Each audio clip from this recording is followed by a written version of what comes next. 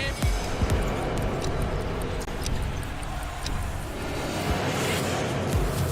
Absolutely magnificent. What a stroke that is.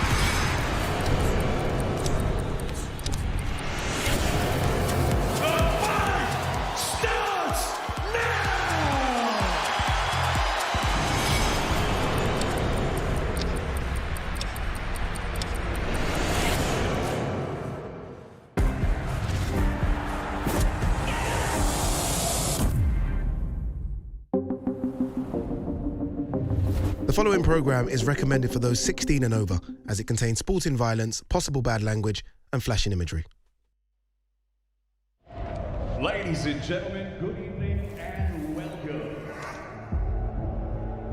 From the four corners of the world, to the four corners of this ring, the fight starts now!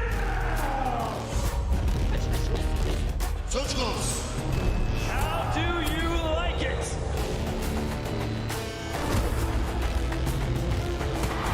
Off the shoulder. So aggressive, so focused. Look at these two guys. Still the undisputed champion of the world.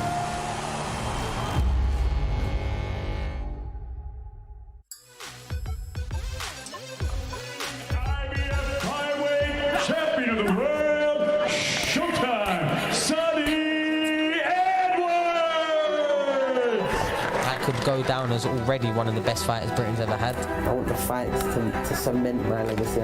I'm never going to let someone stall my career. I believe I'm as good as anyone that's doing it right now.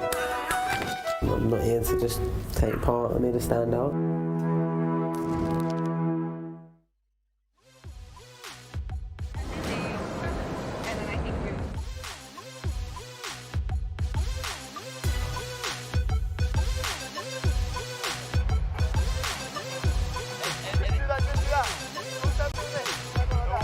Well, from the OVO at Wembley Arena, welcome to Before the Bell.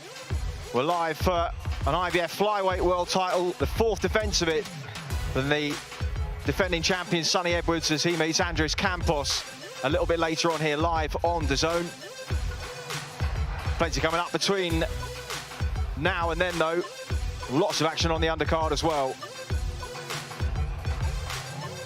We've got a WBA World Bantamweight title, Nina Hughes, after an upset victory against Jamie Mitchell in November last year, defends against a late replacement in Katie Healy. Gavin Burrow's trained fighter believes she can cause the upset tonight. A British cruiserweight title eliminator that I don't think can possibly let us down. Sheb Clark against David Jamieson, who pushed Mikhailo out so hard in his first British title challenge on just 10 days' notice last year. And then Shanika Johnson defends her IBF Super Bantamweight title against Londoner Ellie Scotney, who won the European title last time out in really good form as well. Can she become world champion tonight? And then Johnny Fisher will look to steamroll Emilio Salas in front of a good crowd here to get us warmed up ahead of Sonny Edwards and Andres Campos.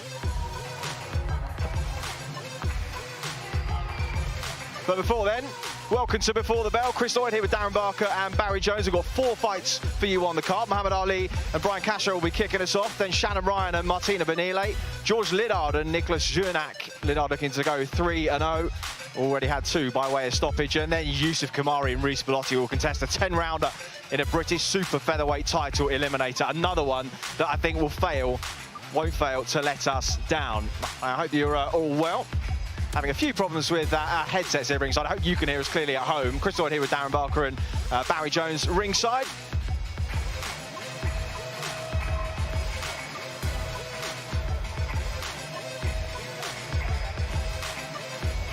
Well, I think we are in vision at home, so having a few problems with our monitors and our sound, so apologies for those of you listening and watching at home. Darren, big night ahead for us here at Wembley. Yeah, do you know what, really, first and foremost, I love this arena. I love Wembley Arena. I've got fond memories here. The roof, no doubt, will come off here. The Romford Bulls in the house. So whenever Romford Bulls in the house, there's a lot of noise. I'm looking forward to seeing him in action. Sheb Clark, David Jameson, for me, that is the one that stands out. When I look at them stylistically, I just can't see it being anything other than fireworks. And Barry, lots to look forward to on the main card, but Reece Bellotti and Yusuf Kamari, just one of those brilliantly matched domestic fights that will finish the action on before the bell. That's not going to let us down, is it? It's not. It's the sort of fight that you maybe think, oh, this is a nice little test here for Kamari, but a test he should come through. But I think it's a more dangerous fight than that. People think Bellotti's all done and dusted, but he's not. He showed that in his last fight against Dean Dodge. Oh, still, the desire he has, he's still as dangerous as he's always been with the right hand. And I think that Kamari, who's not really a fast-paced sort of fighter, likes to sit back and pick his shots and stuff like that. If he does that, he's going to be in trouble tonight. It's a real test. He just lent in my ear, Reece Bellotti just said, he said, by the way, I had the Dean Dodge fight on 10 days notice. Because I think we talked about Aki Fiaz dealing with him quite comfortably, but of course we didn't realise that Bellotti only had, I think it was a 2-week camp or something like that for him. So with that in perspective, we're expecting a better version of him tonight. But that will be our 4th fight here on Before the Bell. But right now we are ready to get the action underway. Muhammad Ali, Dave Caldwell's new prospects against Brian Castro from Nicaragua. David Diamante is in the ring. Let's hand over to him.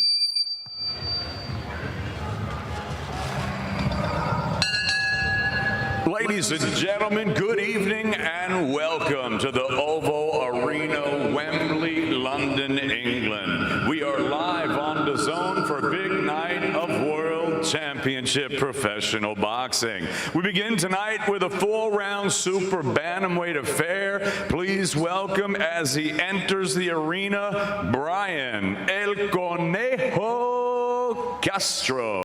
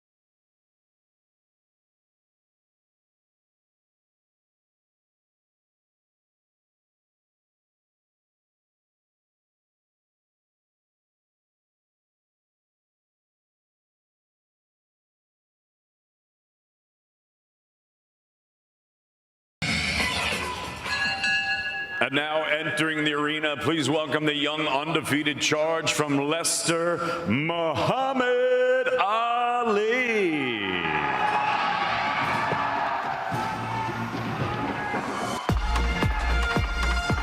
What a big cheer for Muhammad Ali, one of the Sam Jones stable, trained by Dave Caldwell, and it's been a real kind of indoctrination for him with a good young stable of prospects in the gym in Sheffield, but he's had them out in the United States sparring, and it was about 3 or 4 weeks ago, and the first spar that Muhammad Ali got there was none other than Joshua Franco, and Dave Caldwell said he equipped himself really, really well indeed. You can't buy that sort of experience, Barry, going stateside as a young prospect and getting in with a who's who of American boxing.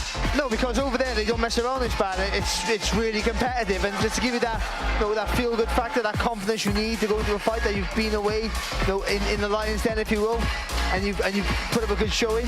That gives you all the confidence you need to go into a fight like this.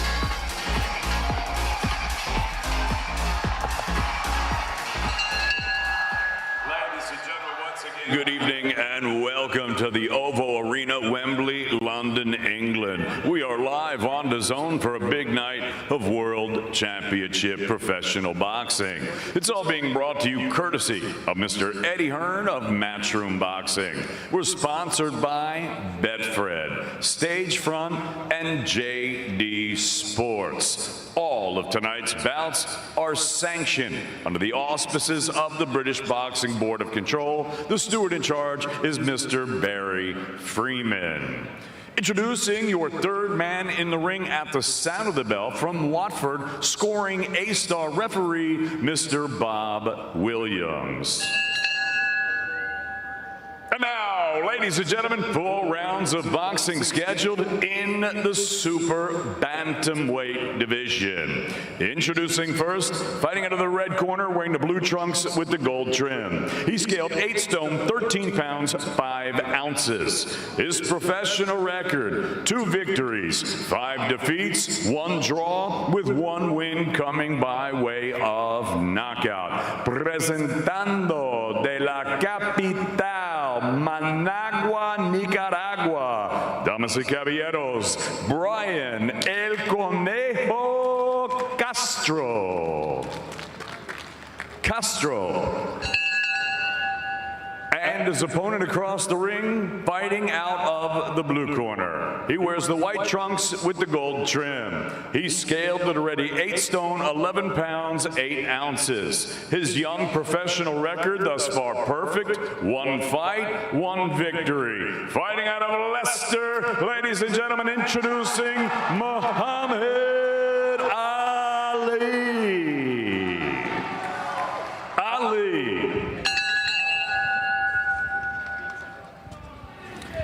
Okay, lads, obey my commands. In the event of a knockdown, the fighter standing will go to the furthest neutral corner and stay there. Protect yourself at all times. So first, instructions of the night from Bob Williams. And welcome to those of you joining us.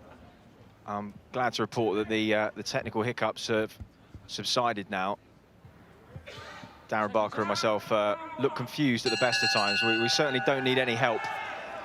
But we are away and running here. 4-rounder, agreed at 124 pounds. Muhammad Ali in the white trunks, boxing out of the southpaw stance, already on that stiff jab. There's Brian Castro from Managua in Nicaragua on the end of it early.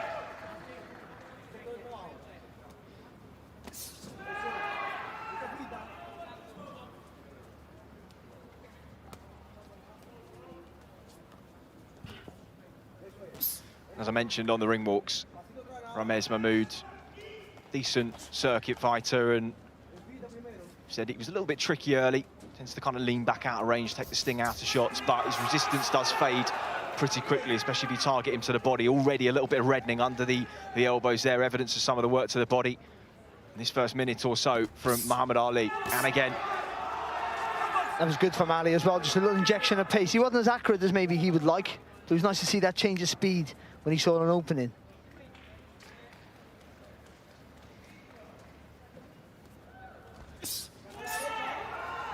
Just getting that front foot a little bit too close there, so when he lets that left hand go from the southpaw stance, he just hasn't got quite the distance.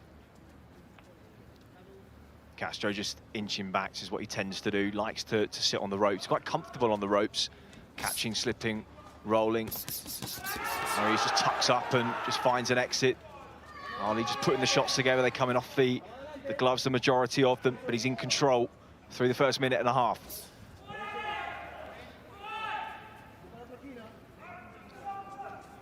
Just a little feint here, Ali, no. Just he needs. Just make Castro cover up or fire, do something, and then he can let his hands go. Gives him a little bit more time. And Dave Caldwell said it's been a really interesting maturation process for Ali these first 6 to 8 months. He's come from a gym where he was really the kind of star and the #1 fighter, to a gym where really he's the small fish among a number of very seasoned fighters and flourishing prospects. Hopi Price, of course, Stephen Cairns, who I think was in his first spar when they went stateside as a group against Virgil Ortiz Jr. And again, he too equipped himself very well indeed. Jordan Gill there as well, and he has had to understand the hard work, the sacrifice, and the diligence needed to be successful at the top level. Caldwell said it's been a really good process. He's seen him grow through it as well, and he feels that what he saw stateside has told him that this man has got the potential to hang with his stable and be successful, and he's got a really good support here as well as he puts the shots together again towards the end of this first round. Yeah, nice little left hand there in the corner there from Ali, and a good finish to the round.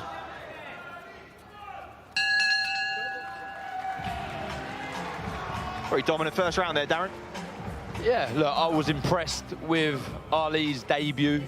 I thought he was very positive. He'd done a lot right, and that was a very good opening round. Look, he's in there with a guy, Castro, who, look, let's get it right. He's looking to survive. He's looking to hear that final bell. He's moving an awful lot. And I think Barry touched on it. We need to see some feints. We need to draw out that lead and fire back with quick counters. You see now how fast the hands are of Ali. So it's a matter of trying to make Castro fall short, fall over that front foot, do something sloppy and fire back with counters. But a good, positive start. Lots of aggression on the front foot and demonstrating fast hands, fast feet and fast reactions.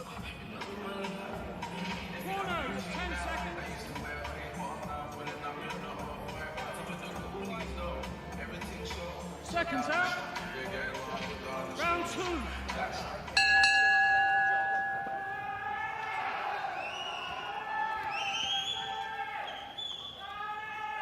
So into the second we go. Ali in full control. Castro just stepping around the outside of the ring. Just trying to make himself an awkward target, shelling up as Ali fires in the left hand. Well, what he learned from that first round, Ali, is when he takes that step with the front foot on the outside, he can let that left hand go. There's nothing comes back. So he can fully commit to that shot. But again, it's about getting that foot in the right place, not standing too close. So you're overreaching with the shot. You've got to fully commit to it, but be confident in your reach.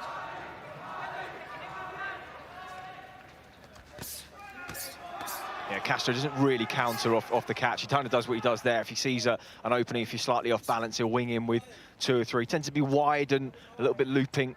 Spoke to Ramez Mahmoud about him, and he just said they're the ones to look out for, the ones that come just from outside of the peripheral vision. But he does tend to hold a little bit too much when he's hurt, and that's something to look out for if Ali manages to sink something and it does do some damage. But just fencing with that jab again, just looking for that left hand down the middle, just nice right hand through the middle there. There's the holding. Bob Williams immediately just telling him not to clinch that arm, and that was exactly what Mahmoud said he tends to do. So that's a sign there that maybe he just felt that short right on the inside. Yeah, well, Castro, it's going to sound funny thing what I say here. Castro throws to stop you from throwing. It's almost a defensive move. He just wants to stop your movement, stop your work, and then look for an escape route. So again, that's where you've got to be sometimes light on your feet a little bit. There's a little bit of a bounce to your rhythm to your work in and out with the feet. So when you throw, take a little step back and you can throw again. Or step to a side. He did that earlier in the first round. Took a little step to the side, got a different angle on the attack. He's mirrored the footwork nicely so far. Ali just keeping him around the outside of the ring, boxing him in, left hand just sends him off balance, and he just follows it up here. Just over a minute to go in the second round. Adjusting the feet mid-range as well, after those shots on the ropes. And again, that's the impressive thing about Ali, how he can go from a methodical pace to a high energy automatically. You know, that injection of pace in his work, when he feels he's having a bit of success, he's got you hurt. I think Castro was just off balance there when he got caught with the shot, but Ali did the right thing and he jumped on him, let his hands go. And he looks a better fighter for that. I think when he lets his hands go with the speed he has, it looks impressive. Just trying to lure him into a bit of a false rhythm with that lead hand, just bait him into something. But Castro again just exits clockwise around the outside of the ring, trying to find himself a little bit of space as the seconds tick down in round number 2.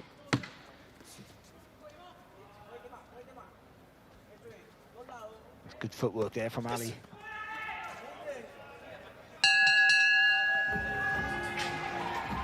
Yeah, just on the end there, just as you said that, Barry, I was just watching the feet. The feet are very good of Ali. Just on occasions, he's had the opportunity to just bring either his back foot and his front foot across, just to pin Castro into the corner and really push him to where he wants him. And right at the end, we see it there. I like what I'm seeing from Ali. I like the intention. I like the desire to let his hands go and get stuck in. He's patient, but when he gets the opportunity, like that little stumble that you picked up on, he wants to put his shots together in 3s and 4s and go again. But just like to see him start cutting that ring off now, pin Castro exactly where he wants him. And he's got to watch out for the odd shot coming back from Castro, but I don't think Ali will mind that. It's the opportunity that he's got then to let big counters go himself. Seconds out. Round 3.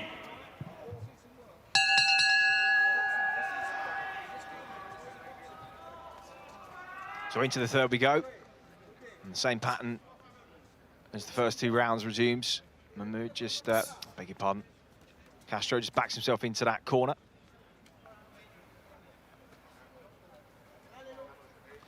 We talk about the feet, but when he's on his... Like, the problem with going on the balls of your feet is it reduces the power, but when he is on the balls of his feet are faster, obviously, but then he can cut the ring off better, more effectively. He can do the work to get Castro in a position to then hold your feet and land with the heavier shots.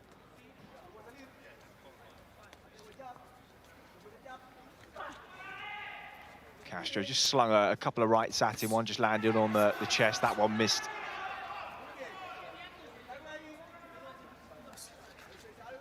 Just trying to vary the direction that he moves as well, just to stop Ali, as you say, from just setting those feet, as he, again, just tries to fire off a jab into the chest. Great composure, though, for how young he is, don't you, Ali? He's only 18, you know, the composure he's showing here. Not panicking about trying to overdo too much, to over-impress. Sometimes you see that with young fighters, they try too hard to do too much too soon and end up smothering their own work. Yeah, for Dave Caldwell, of course, he's got a task on his hand, just manoeuvring him at the right pace. I wonder whether he might use some of the former opponents of Hopey Price, people that he knows has given Price various challenges along the way. He'll see similar traits that he wants tested in Ali. That was good from Ali then when he had Castro on the ropes. When he double jabbed, he slid that right foot to the right as well. So he did only little small movements, but it gave him the opportunity to throw the left hand then from the outside of the jab. Nothing can come back, and he got a free shot. And if Castro wants to throw, he has to turn his body and square up onto a bigger shot that's coming his way.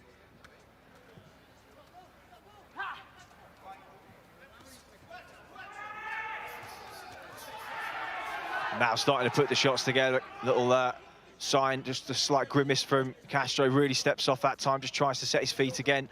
Knows the same is on the way. Good jab there from Ali. Just stopped Castro in his tracks.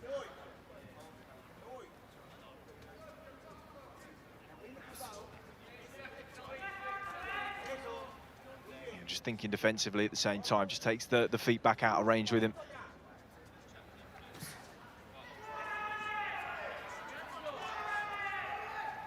Well, it's kind of glorified sparring for him. He's going to need some tougher tests as he progresses, because he'll get a little bored against opponents of this level. He's so comfortably in control, and really Castro doesn't seem to have any ambition about him at all, just in survival mode from the off. He knows he's in with a different quality of opponent. Yeah, for sure. He'll want tougher tests, no doubt. You've got a guy in front of you who's moving an awful lot. From that first bell, like you say, Chris, he is just set out to try and survive. But he turned the screw slightly there, Ali. There was occasions where he had Castro backed onto the ropes, let some blistering combinations go, sort of 6, 7, 8 shots, starting to the body, working back upstairs, showing good variation. There's an awful lot to like if you're a fan of Ali. If you're Dave Caldwell, an awful lot to work with, and the future for this young man is very, very bright. Well, there is the overnight after Edwards and Campos is done for our UK fans. Hyman Munguia against Serhiy Derevyanchenko, stateside. Ask Darren, who's Munguia boxing, Darren? I can't remember. Tell us, Darren. Derevyanchenko. That's the one. Well done, mate. He's come such a long way. Yeah, I had a moment yesterday at the weigh-in. I'm not very good at pronouncing names, as you know, Chris. And Barry found that out yesterday. He struggles with Barry and Chris. Yeah. Anyway, sorry, Sergei. So into the fourth and final round, then Muhammad Ali's going to try and turn the screw here. It's Castro again just stepping around the outside. He's sharpened his feet up because he just senses a bit of a barrage is potentially on the way. It's the right hand that comes off the glove of Ali. Probably the first time he's made contact with anything in a couple of rounds. It must be good, though, from Ali. This has been a one-sided fight. You can sometimes forget that punch is going to come back. But every time that Castro has thrown a shot, for the most part, Ali's seen everything coming back. So he's been well aware that he is still in a fight, even though it's been easy sailing for him. Totally. It's been all one-sided. And for an 18-year-old, he's kept his composure. He hasn't lost his shape at any point. You know, in a fight where you're dominating, you can try, like I've said already, you can try too hard to impress. And he's kept his mind on his job, what he has to do. And I do think what you've both been saying about, you know, Dave Caldwell, he literally has a blank canvas here, doesn't he? A guy with loads of talent. You know, you can mould him into a fighter that you think he could be, because I think he can do pretty much everything. The power will be a question as fights go on, but he's 18 right now, so all that strength is still yet to be developed.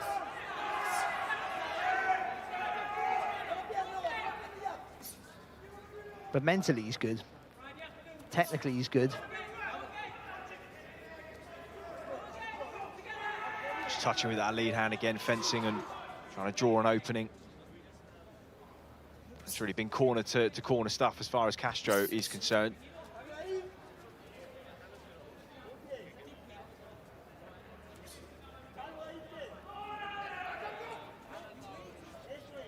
Just trying to exit on that right hand again.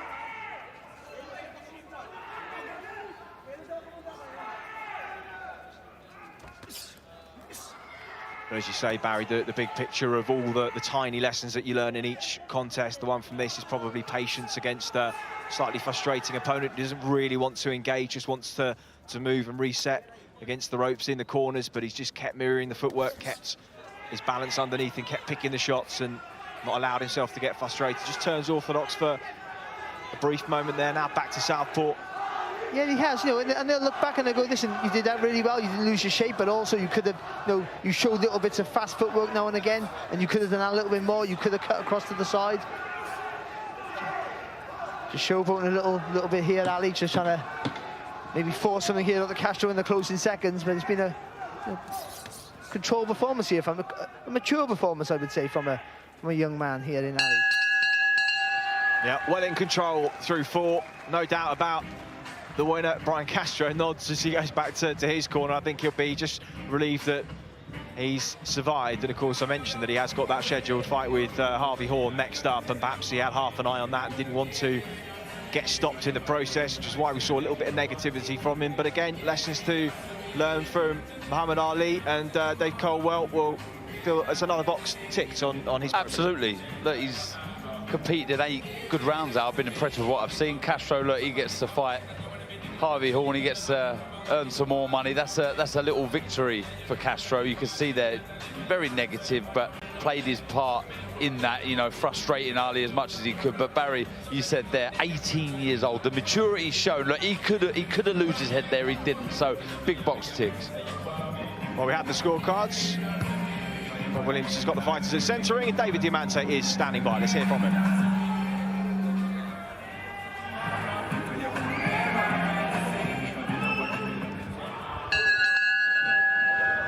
Ladies and gentlemen, after 4 rounds here at Oval Arena, Wembley, we go to referee Bob Williams' scorecard. It reads 40-36 for your winner. He's still undefeated, Muhammad Ali. So all smiles between the pair of them. A shutout for Muhammad Ali. Dave Caldwell's young fighter moves on to 2-0.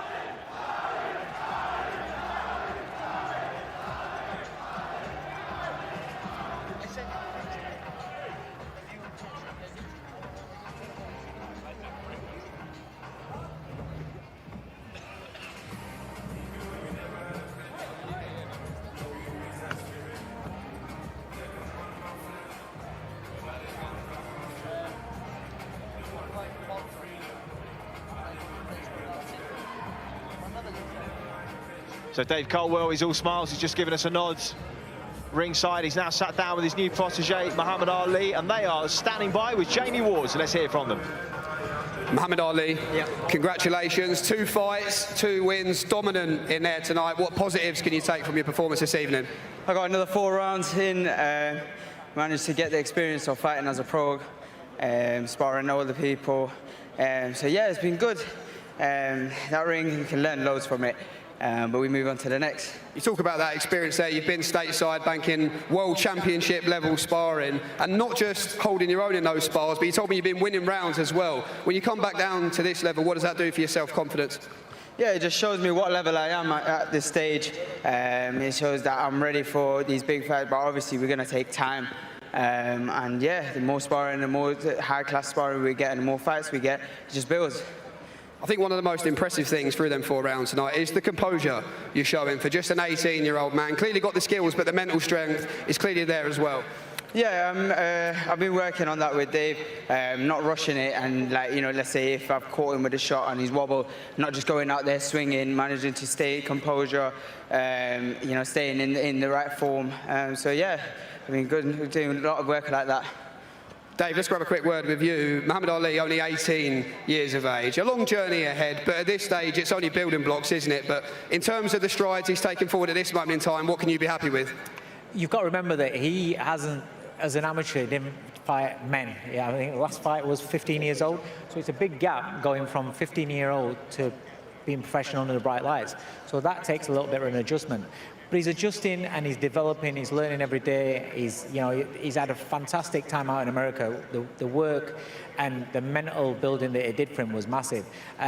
He's still in that where he's eager, he wants to land, he wants to throw a shot from all the way back here, which they can kind of read and experienced fighters are going to pick up on. But it's knowing when to go, when not to go, and picking the right shots. That comes with experience, that comes with continuous sparring and learning in the gyms and developing fights. Let's grab a quick word with promoter Eddie Hearn, Eddie, as well. Eddie, for Mohammed at this stage, very much a part of the next generation of talent coming through. Why is he one to keep an eye on? Well, he's 18. I mean, he's a baby, really, and the experience he got out in Los Angeles with Dave and sparring Joshua Franco and world champions, you know, that's going to probably give him much more pedigree than sometimes chasing around a journeyman in the ring over 4 rounds. But you have to go through those stages. Sometimes frustrating. You know, sometimes he was looking for the perfect moment to throw. It doesn't have to be pretty all the time against fighters like that. And that's what they're here to do, survive. And sometimes it can be frustrating, but you have to go through all those experiences to know how to deal with people. You know that fighters with quality will perform better as they go through the levels, but you don't put a young kid who's 18 in deep in a level. You have to let him go through the rounds. We'll start moving up to 6 rounds, which I think will help him a lot more. He's got a fantastic fan base, 2 fights now. They've been in Nottingham and in London. They've all come down, and next will be closer to home as well. But, you know, you're talking about 10, 12 fights, you know, where before we even think about, you know, stepping up too much. 18 years of age, plenty of work to do, but a long way to go. And he's got fantastic ability, fantastic talent, and I think he's going to go a long way. But slowly but surely, with Mr. Coldwell guiding him, we'll get there. For you, Hamid, Eddie mentioned the support there. For the first 2 fights you've had, they've certainly made themselves heard. Do you have a message you want to leave for them tonight? Yeah, obviously I just want to thank God, alhamdulillah, I got the win. And then thank my team, Sam, Dave, Eddie Hearn for the opportunity. Thank all the sponsors as well. And yeah, just obviously thank for everyone who came out and supported me today. Onwards and upwards, Muhammad Ali, 2-0. Congratulations to you, well done.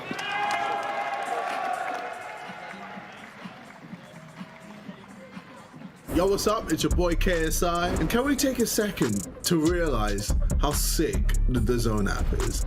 There's just so many sporting events on it. They got the NFL Game Pass, ladies and gentlemen. We got the PFL. We got DAZN documentaries, from Canelo Unwrapped to the making of AJ, Maradona the Fall. Plus, you got all Misfits events. How do you like it? Don't miss a thing.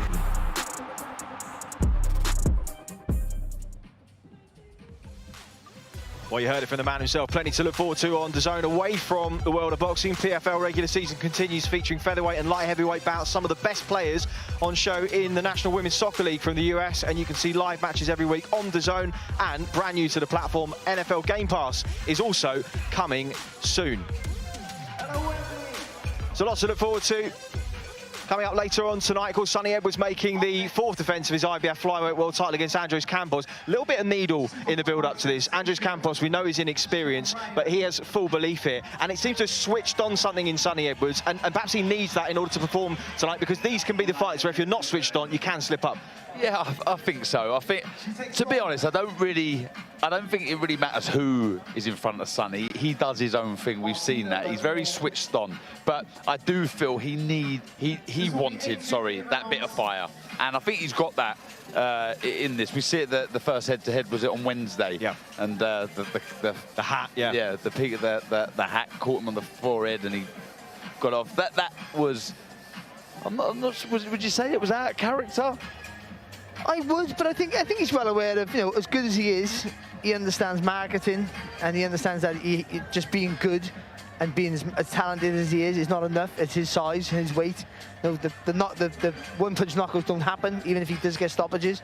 So he needs something else. So he's looking. So he's trying to bait people to get involved in something that could be talked. Also, he tries his best on Twitter. We've seen him on Twitter. Yeah. He'll argue with anybody. I mean, absolutely anybody, and he loves it because he's the sort of guy you can't get under his skin, so you can't argue with someone like that. Well, I spoke to him a couple of days ago, and he said he stopped sparring 3 weeks before a fight, which is quite early for a lot of fighters. I know you would think that too, but he said one of the reasons is he spars all year round. When he's out of camp, in camp, he always spars because he loves it. But he said what it does is it gives him the hunger for the fight, it switches him on, and it makes him a little bit aggy, and it makes him itchy for fighting, so that when he gets in the ring on fight night, he really wants to fight, and it switches him on. But in those 3 weeks, he said, you see the worst of me coming out on Twitter. Yeah, you really do. Yeah.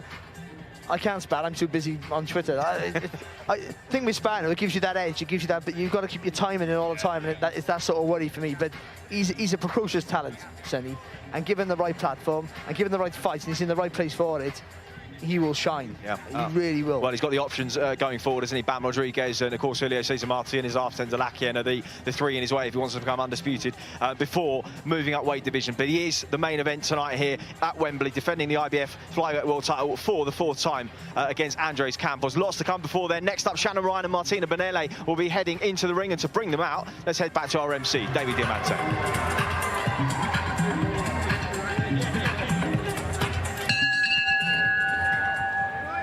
Ladies and gentlemen, from the Oval Arena, Wembley, London, England, live on DAZN, we're set to go with a special super flyweight attraction. Set to make a ring walk, please welcome the little tank, Martina Bernile.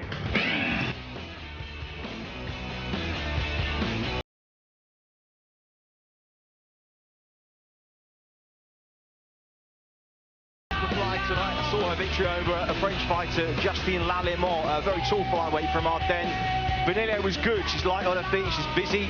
She'll catch and counter, and she'll press you in fast bursts of aggression coming forwards. And she's a clear level above anyone that Shannon Ryan has fought so far. She also has the confidence of having navigated the championship distance, knowing that Ryan hasn't gone past 4 rounds so far.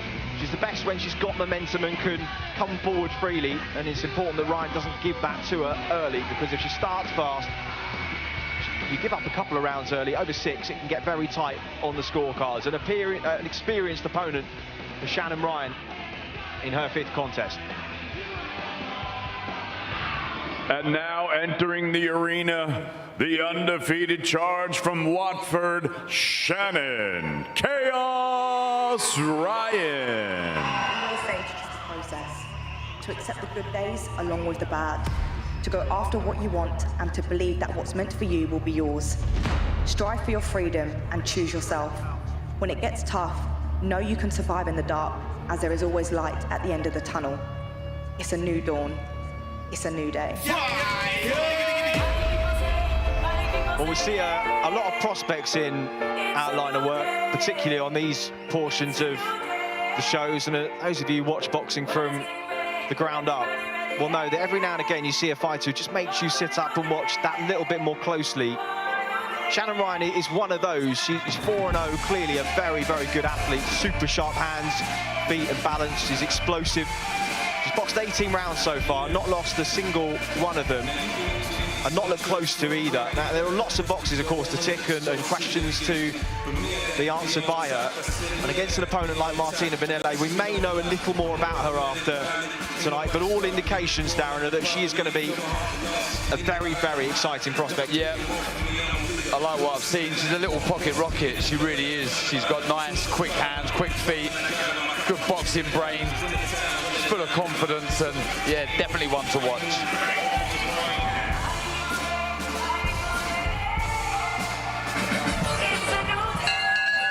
Ladies and gentlemen, from Oval Arena here at Wembley, London, England, live on DAZN, we are set to go with our next bout of the evening, and it's all being brought to you courtesy of Mr. Eddie Hearn of Matchroom Boxing. We're sponsored by Betfred, Stagefront, and JD Sports. Introducing your 3rd person in the ring at the sound of the bell, scoring A-star referee from Twickenham, Mr. Marcus McDonald. And now, ladies and gentlemen, 8 rounds of boxing scheduled in the super flyweight division. Introducing first, fighting out of the red corner, wearing the white trunks with the black and red trim. She scaled 8 stone, 2 pounds, 4 ounces. Her professional record, 5 victories, 1 defeat, 1 draw, with 1 win coming by way of knockout. Le viene de Navarra, Piemonte, Italia. Here is the little tank, Martina Bernile. And her opponent across the ring, fighting out of the blue corner. She wears the navy trunks with the sky trim.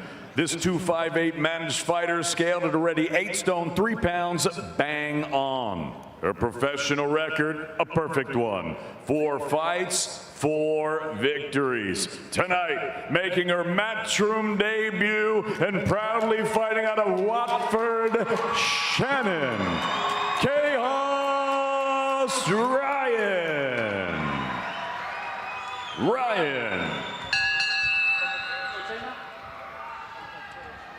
Shannon, right, you both know the rules of boxing, it don't explain them to you. One thing I will say, obey my instructions at all times, watch your heads, keep it clean. Any questions? Let's go to work.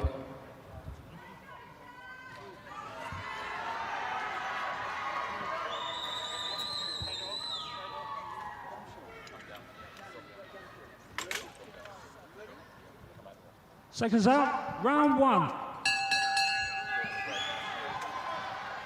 So first 8-rounder for Shannon Ryan in the black trunks.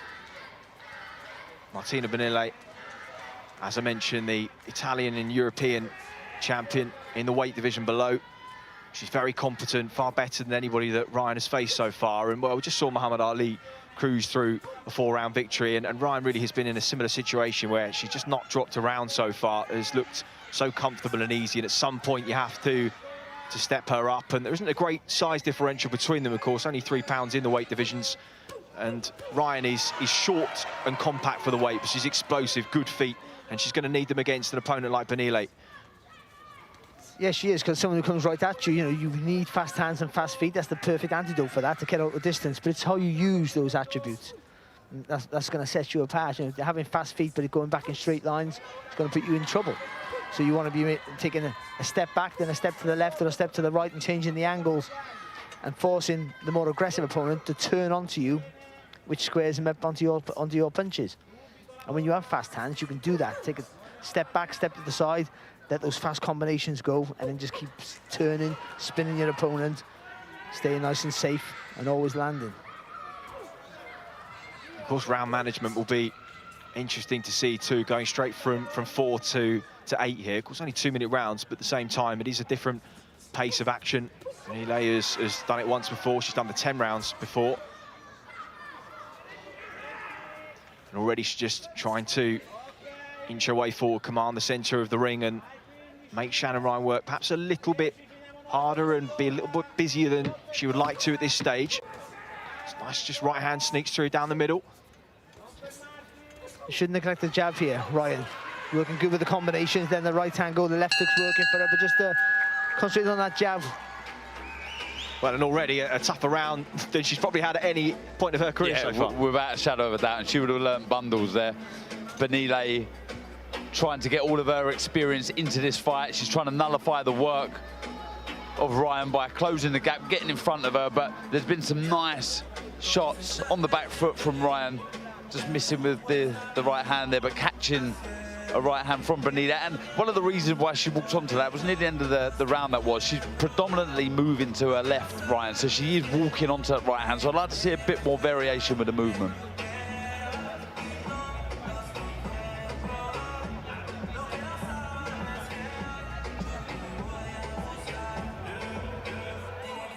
Corners, 10 seconds. Instructions from Javon Archibald in her corner, Shannon Ryan. Seconds out, round 2. She'll know she's in a fight here already as we head into the second round of 8. Welcome to those of you just joining us at Wembley. Chris Lloyd alongside Darren Barker and Barry Jones. Ready for a big night of action in the capital.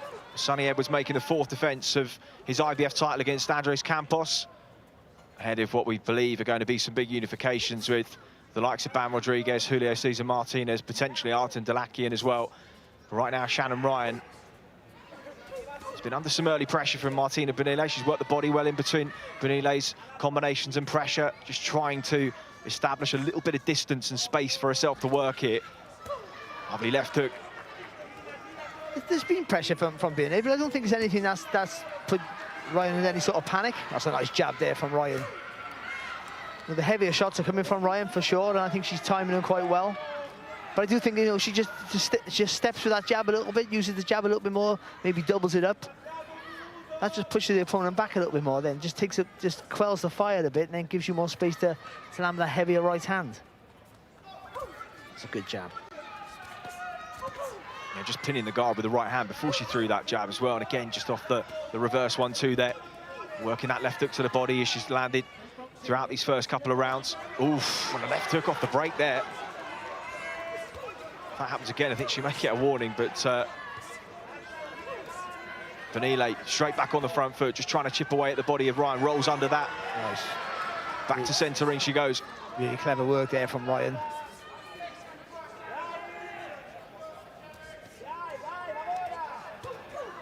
Good left hook, right hand, and a roll again there. Need to come back with that right hand there, though. She made the movement, made the space for it.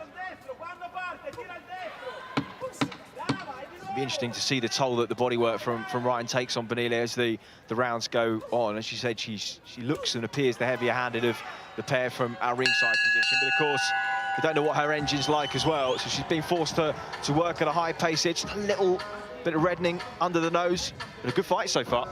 It is a good fight. That was a good round for Ryan. I mean, she took a couple of shots, nothing to worry about, but I like the variation with the shots, the variation with the right hand, the little screw shot through there. She got her jab into play a bit more, as Barry was calling for. So, look, it was a good round for Ryan. That, again, she's learning an awful lot against an experienced opponent in Bernil.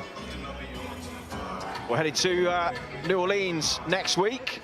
I'll be on the plane, hosting the Before the Bell segment there. Regis Prograis making a defence of his WBC title at £140 against Danielito Zorrilla. Lots to talk about who his next opponent will be if he gets through this Saturday. Corners, Rumours of Devin 10 Haney seconds. coming up to challenge him. That'd be a great fight, wouldn't it? Good to see Prograis back in one of the top spots after a little bit of time out in the wilderness. And of course, Josh Taylor this weekend as well against Teofimo Lopez. Could be all change at the top of the division in the next couple of weeks. But away we go into the third round as Martina Benile comes out the traps here, really trying to put Shannon Ryan under some pressure, and she wants to meet her and trade at centre ring. You've got to give Benile her credit. You know, she hasn't stopped throwing punches, and she's really aggressive, and she's trying to do the right things. But I don't feel that the pressure's been effective enough to put Ryan under pressure yet. You know, making Ryan work harder than what she's used to, maybe. But again, I still don't think she's really having the bust of gut to stay in there. I think she's still staying nice and relaxed. I don't think she's picking her shots really well. And for me, I think, you know, the way it's going at the minute, I think it'll be Benile who starts to struggle down the stretch, if anybody. Yeah, and it'll be impressive if Ryan does start to really take control of the contest, because, of course, Benile is a European champion, a good fighter, and this is the whole point of bringing her in, to just ask a few more questions of Ryan and make sure she isn't just shutting opponents out without having to think and without being made to work. And she's been made to work a little bit here. Just touches the nose. I think Ryan can punch. You know, you see the shoulders. She got the muscles for it. Yeah, she's got the mechanics for, to punch. But you got to tap and I think she needs to be one of those. It's a good right hand there, and again. Yeah, lovely. Just followed it up with the second and just put Benile back onto her heels, and now she just goes tight guard, just riding those shots around the elbows, and just comes back with a couple of her own. Yeah, I think she just needs to change the tempo and then throw a heavy shot.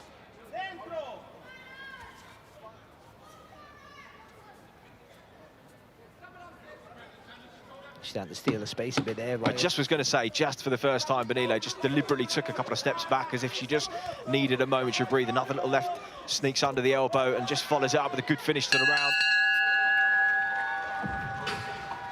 Yeah, I've been impressed. I like the work from from Shannon Ryan, I really do. Look, the variation's been brilliant, the footwork's been great. Head, body, the right hand on point there. Benile just taking this thing out of the shot, bringing her feet in after. There's that aggression. And like you say, Barry, she does look like she's got the sort of setup to throw big, heavy shots. And look, I think a compliment that I can give her is already after 3 rounds, she's levels above this level. And she's in there with a female who's just won the European title. I think that she can go beyond this. Yeah, and interesting that, Barry, just watching that double right hand, the way she covered the ground after the first counter, the explosion and the athleticism, and that's what we've seen in the previous fights. Corners, but it's a rare ability to be able to cover ground at that kind of speed. It is, but it's about your stance. She stays nice and low. She's got a wide stance, but Seconds not out. over wide where she got Round to take it too much of a big step with the front foot and drag the back foot back. She can slide into the distance quite effectively. But as Darren was saying about the power, I think it's there. The body mechanics are there. She throws the right shots, but I do think she just needs a little bit of variation to set it up. But it's been a good display from her. I think she's been dominant. She hasn't panicked under the storm because the weight of the shots haven't been enough to really make her worry about what's coming away. She's tucked them nice and tight, and she's fired back with the heavier punches.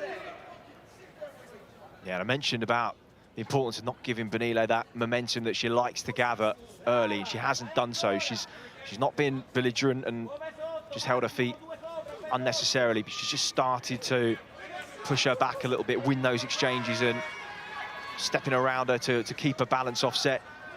Well, she answered the back, didn't she? Every time Benile threw a combination, which she's aggressive, she answered the back with the heavier shots and made her think before once you make your opponent think before they want to throw, it slows them down. Once they slow down, they start to panic. They tense up. When they tense up, they tire.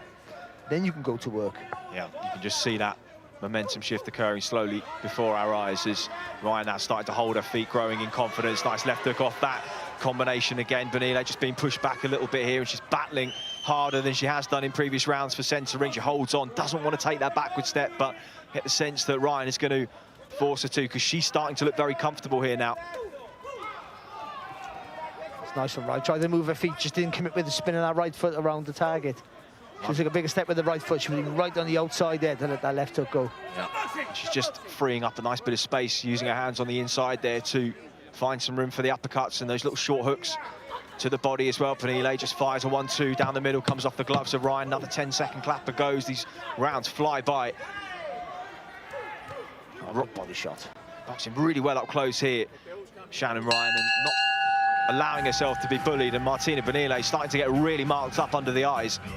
Yeah, you see under that right eye, the swelling already. And look, I'm getting the feeling, the sense of a fighter in there who's really enjoying herself in Shannon Ryan. And she's going through the gears. She's showing us a bit of everything. I like that, changing the levels with the shots, the jab upstairs, the right hand to the body, always keeping Benile thinking where the shot's coming from. And yeah, she's supremely confident. You see her there nice and relaxed, listening to the coach in the corner, taking everything on board. And yeah, she's got a very good future in front of her.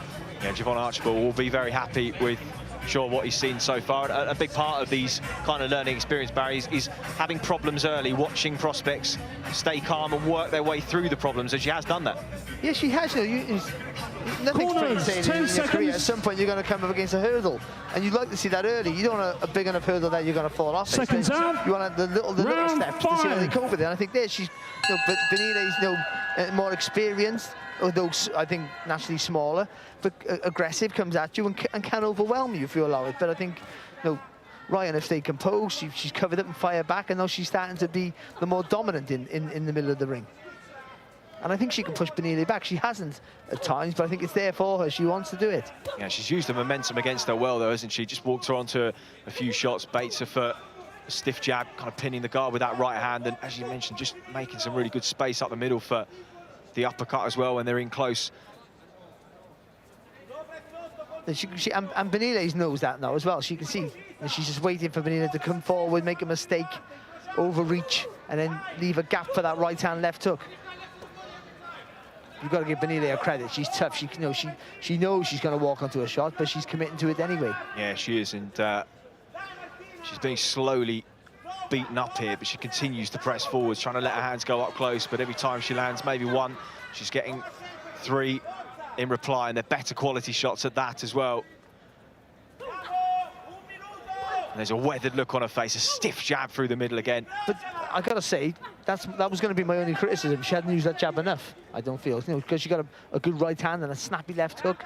She's trying to walk you onto the shots, and they're the prettier looking work. But that jab's such a great weapon. Yeah, timing it well, isn't she? Just knows when Benile wants to step in. She pulls the trigger. Oh, good shot. Lovely uppercut there from Ryan.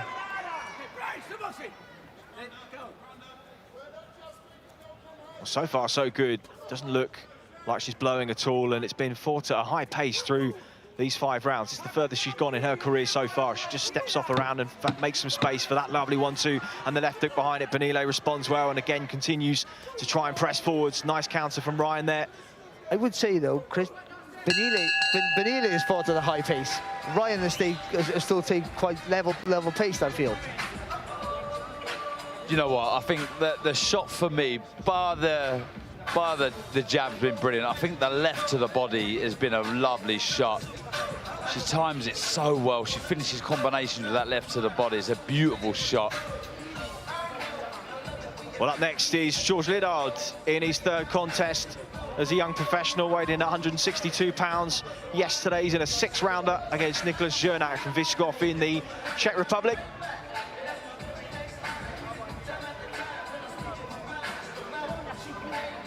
Kev Mitchell there, just going through the final preparations with him. Mark Seltzer, just the blurred figure in the background there. Renault did all of your corners in cuts over the years, didn't he? He did, yeah, and I think him and Kev are still recovering from their trip to Prague to watch West Ham win their first, what is it, their 2nd European title, I think. Not the main one, not the one that Chelsea's won, Barry. Oh. You can tell he's a Chelsea fan. 2nd one, I think. Who knows? Who knows? He knows, yeah. So into round number 6 we go. Benile just lands an arcing right hand over the low left hand of Shannon Ryan. She's been good so far, though. That's a lovely jab there. It's such a great shot, though. It just stops Benile in a track. I have to say as well, Barry, she just settled her feet down a little bit in this fight too. She was very, very quick in and out. She's still got that speed of foot, but as the rounds go on, have to settle those down to be a little bit more economical. She's done that, and she's kept turning Benile, not allowed her to gain forward momentum, but she's also not allowed herself to be bullied in the process as well. And Benile's tried everything she can to do so. You can see why Benile wins fights, because she's just relentless. You know, and if you're not physically strong, or if you haven't got the composure that Ryan has, that's a lovely left hook to the body, then she can overwhelm you. You can see that. But Ryan's too physically strong for her, and technically a lot better as well, you feel. Yeah, and you can see the power shots with the way that she's marking after she just stepped off a jab to the body there, changing the angles well. And now looking like she's in full control, no matter how much Benile presses her. Look for the counter right hand that time. Covers up, almost goes cross guard for a moment, just turns the chin with the right hand. Benile, tough woman, really marked up around the eyes and the top of the head.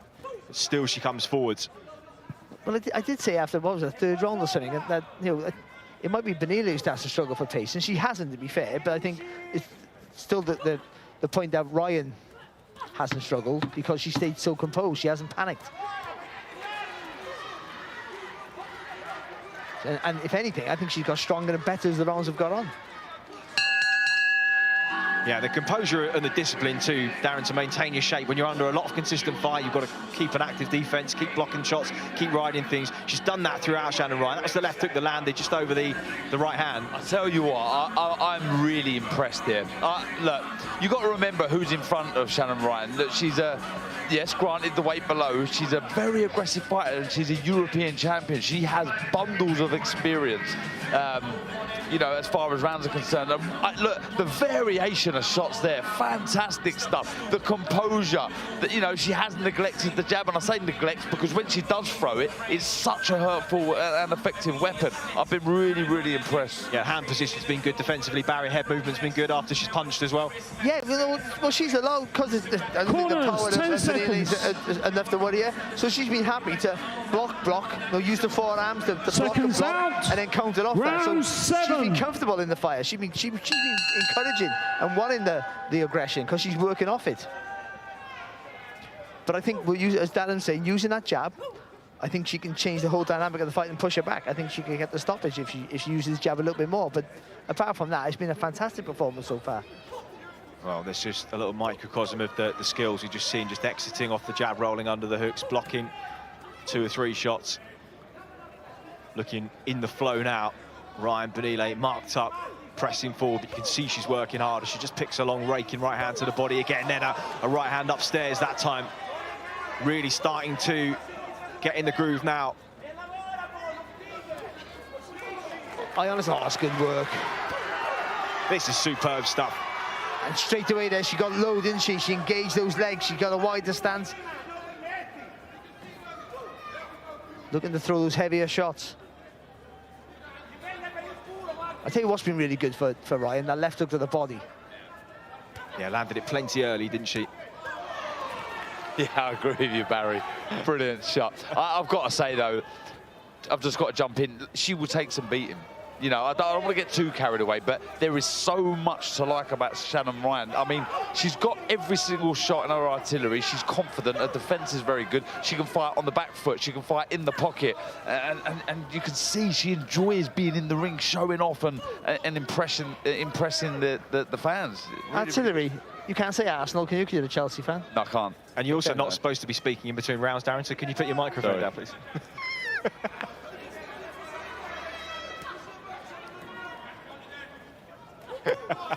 Look at Benile, you got to get. No, she just hasn't stopped trying to come forward. No, her will to win's tremendous, but she hasn't got the physical strength or power or really technique really to real trouble Ryan, who's just been a revelation tonight, I feel. Yeah, she has, but what a brilliant test that Benile has been for her. Kept her working, kept her thinking. Just the first signs of a little bit of fatigue creeping in for Ryan in those last 20 seconds or so. Took a deep breath, but my word, I mean, almost faultless through these first 7 rounds after just having to work through that early pressure and momentum in the first couple of rounds. She's passing this test with flying colours. I mean, look, it's just more of the same. And look, she liked that right hand. She sort of gave the eyes to the body. She got a reaction from Benile. The hands dropped, and she just fired over with that right hand. Beautiful shot. And it's the exit after. We're always talking about this, Barry, all the time. Whether it's your feet or your head, it's about missing the shot that comes back. And that was a perfect example of what to do once you've thrown a shot.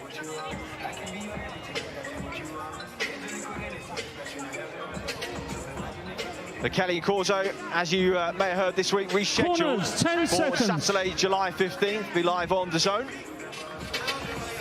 Seconds out, 8th and final round. Are you working that fight, Barry? I am, yeah. I said I clean everyone's car, and they got me in.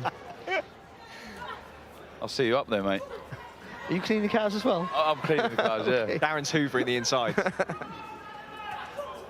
It's good you're both in work, that's the main thing. But here we go to round number 8, and another whipping right hand round the side. Shannon Ryan just drops under the return fire from Benile, making her miss freely, just feints with the feet there, drawing the reaction out of her. In full control now just going through the full repertoire, pushing her back onto her heels. And, well, Benile knows she's in with a very, very good quality level operator who's showing absolutely no signs of her inexperience so far at all. The next step for Ryan for me is she dips in those legs. Is working when you're engaged low, working off that. So she dips legs. She doesn't always throw off it though. I think it's because she's got such big legs there, powerful legs there. She can work off to get more power in her shots. And when she feels aggressive, she gets in the right position, but then stands up and throws the punches. So it's just working off that, throwing the punches up in an upward angle. When she gets that buzz, when she starts feeling that she's got the opponent hurt. Again, just sinking that left hook into the body, landed a couple of really solid left hands under the elbow in this round. Oh, good shot. Starting to really put an arc on that right hand and had success when she's done so. And again, as they clinch, Benile doesn't want to be pushed back. She is full of pride. She piles forward again behind the 1-2 uppercut through the middle. Ryan has just had the heavy artillery, had everything in the book to have an answer for every question that Benile has posed, and she's just been a cut above throughout the fight, but still Benile, brave, stands and trades with her, marked up, bleeding from the nose and the mouth. Mouse is under both eyes, and Ryan continues to punch away. Brilliant finish to a superb 8 rounds here. The young prospect Shannon Ryan, and Benile, bloodied, bruised and battered, acknowledges her. Well, we knew that this was a different class of opponent. I don't think we knew how competently she was going to deal with her. No, you sort of felt, you know, someone coming right down. Shannon Ryan might help because she's got fast hands and fast feet, but I thought she'd have to use those feet a little bit more. But she never, let's be honest, she stayed in the centre of the ring, felt physically confident enough to hold the shots, to ride them, to block them, and fire off them. She believed in her hand speed and her power, but also her timing and her judgment of the distance was fantastic tonight. And her exits as well, Darren, just in the right hand land there, and the way she slides off of it, pivots out and creates space for herself. Seems to really be enjoying everything she's doing. Exactly, that was one of the words we used. She did enjoy it throughout that contest. You can see every time she landed a big shot, you see the mouth, she was almost, you know, screaming with excitement. It was a very, very good display. One I was impressed with, and that she's shown that she's levels above European, and that's very, very exciting. Okay, referee has the fighters at centering. David Diamante has the scorecards. Let's head over to him.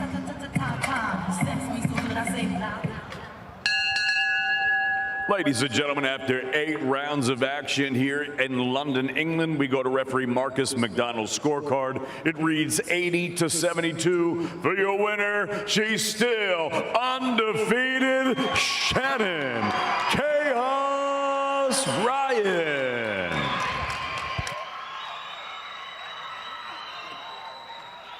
So a complete shutout for Shannon Ryan over a very, very good fighter. Italian and European champion in the weight below, and she dealt with her in spades. A high work rate throughout, and her work rate herself never dipped, her concentration never dipped. She was in control from about the start of the second round onwards after a competitive opener, and well, she can be very, very proud of that performance.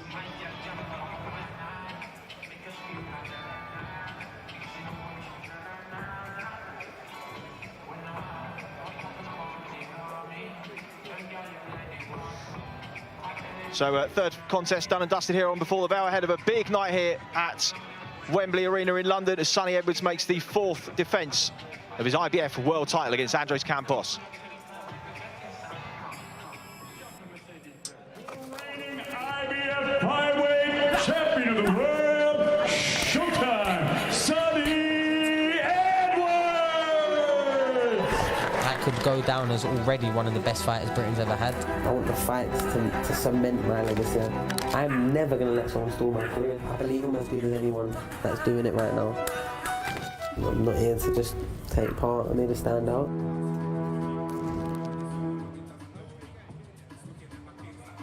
IBF World Flyweight title in our main event tonight on DAZN in London. Sonny Edwards defending his title against Andres Campos. We've just seen a clinic from young prospect Shannon Ryan, who moves 5-0 against Martina Benele, and she is ringside with her coach Yvonne Archibald, Eddie Hearn as well. Let's hear from them with Jamie Ward.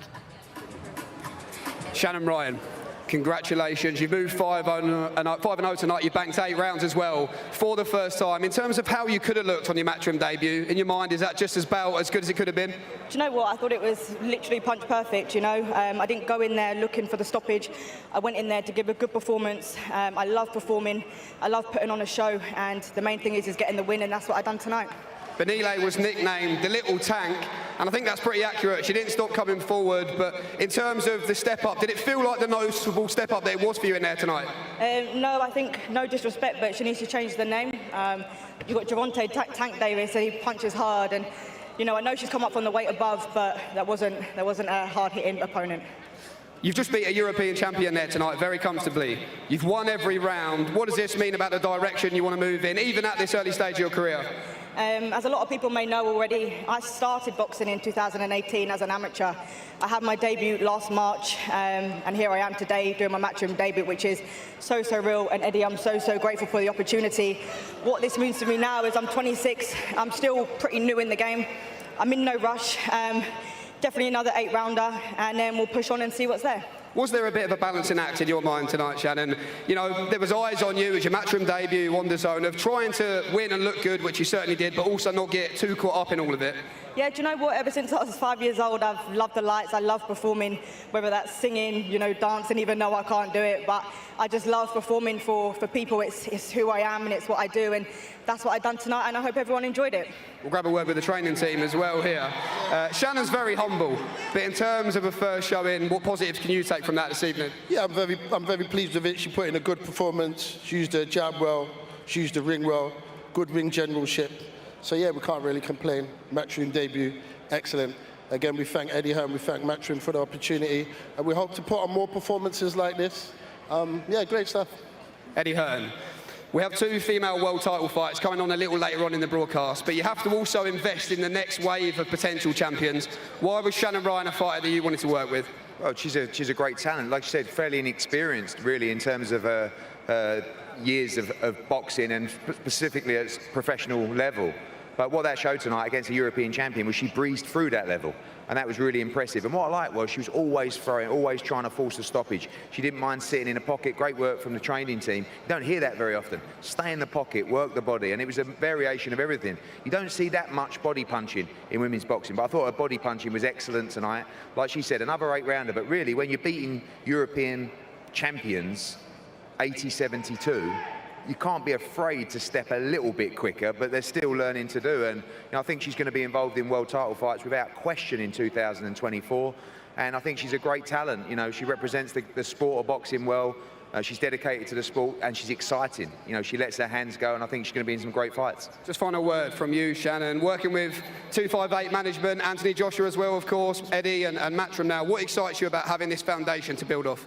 It allows me to execute what I want to do. I've got a great team, great management team, great coaching team, great support on the outside, all of my sponsors, and especially the fact I'm partnered with O2 is so special, so early on in my career, and the support I have is phenomenal. All I can do is say thank you and keep winning and keep putting on good performances for you all.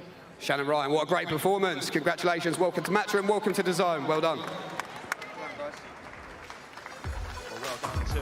Shannon Ryan, she moves 5-0 as a young professional. Looked excellent doing it as well. Next up, we've got Yusuf Kamari and Reece Bellotti in a British super featherweight title eliminator to close things out here on Before the Bell, before we go live on DAZN at 7 o'clock. And there's lots coming up over the next 4 or 5 weeks. We go to the overnight for our UK viewers as Hyman Munguia faces Serhii Derevyanchenko in Ontario, California. Then we head to New Orleans next weekend for Regis Prograis against Danielito Zorrilla, the WBC Super Lightweight World title on the line. Then we head to New York as Edgar Berlanga has his matchroom debut against Jason Quigley, and then rescheduled, as you may have heard, Josh Kelly against Gabriel Alberto Corzo, live on DAZN Saturday, July the 15th. And the action rolls on here at Wembley Arena. Kumari and Bellotti ready to ring walk. A British super featherweight title eliminator over 10 rounds. Let's head to our MC to bring them to the ring. Here's David Diamante.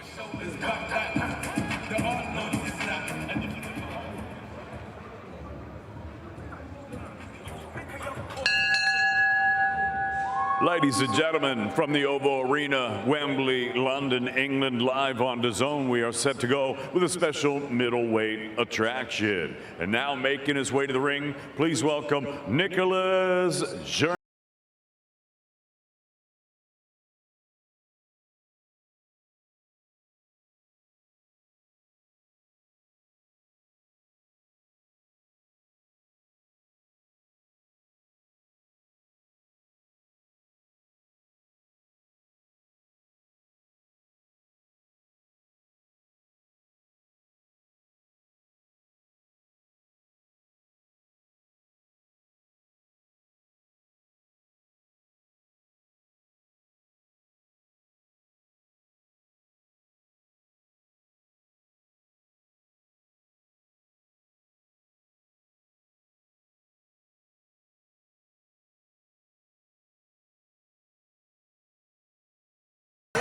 And now, entering the arena, please welcome the young, undefeated George Liddard.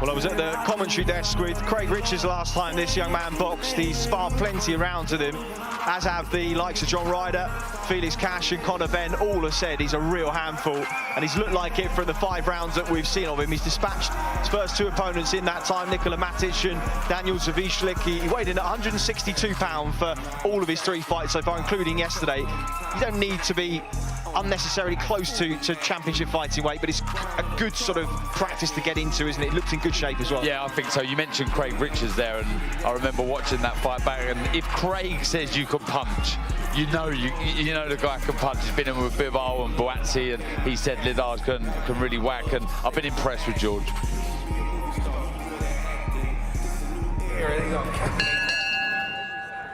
Ladies and gentlemen, from Wembley's Oval Arena here in London, England, live on DAZN, we are set to go with a special middleweight attraction. It's all being brought to you courtesy of Mr. Eddie Hearn of Matchroom Boxing.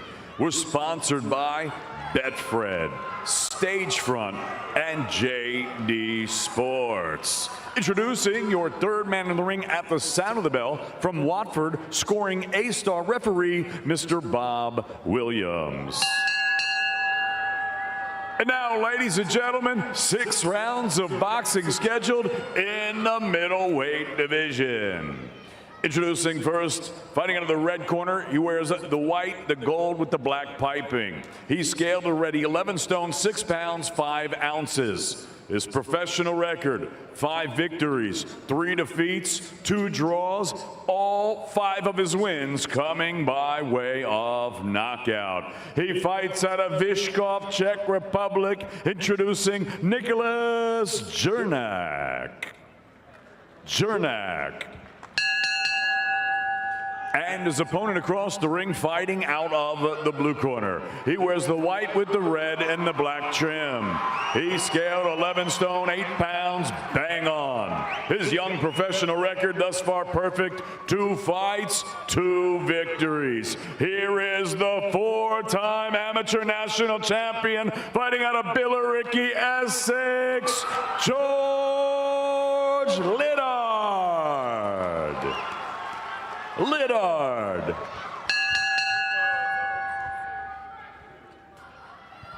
Okay, lads, obey my commands. In the event of a knockdown, the fighter standing will go to the furthest neutral corner and stay there. Protect yourself at all times, touch gloves.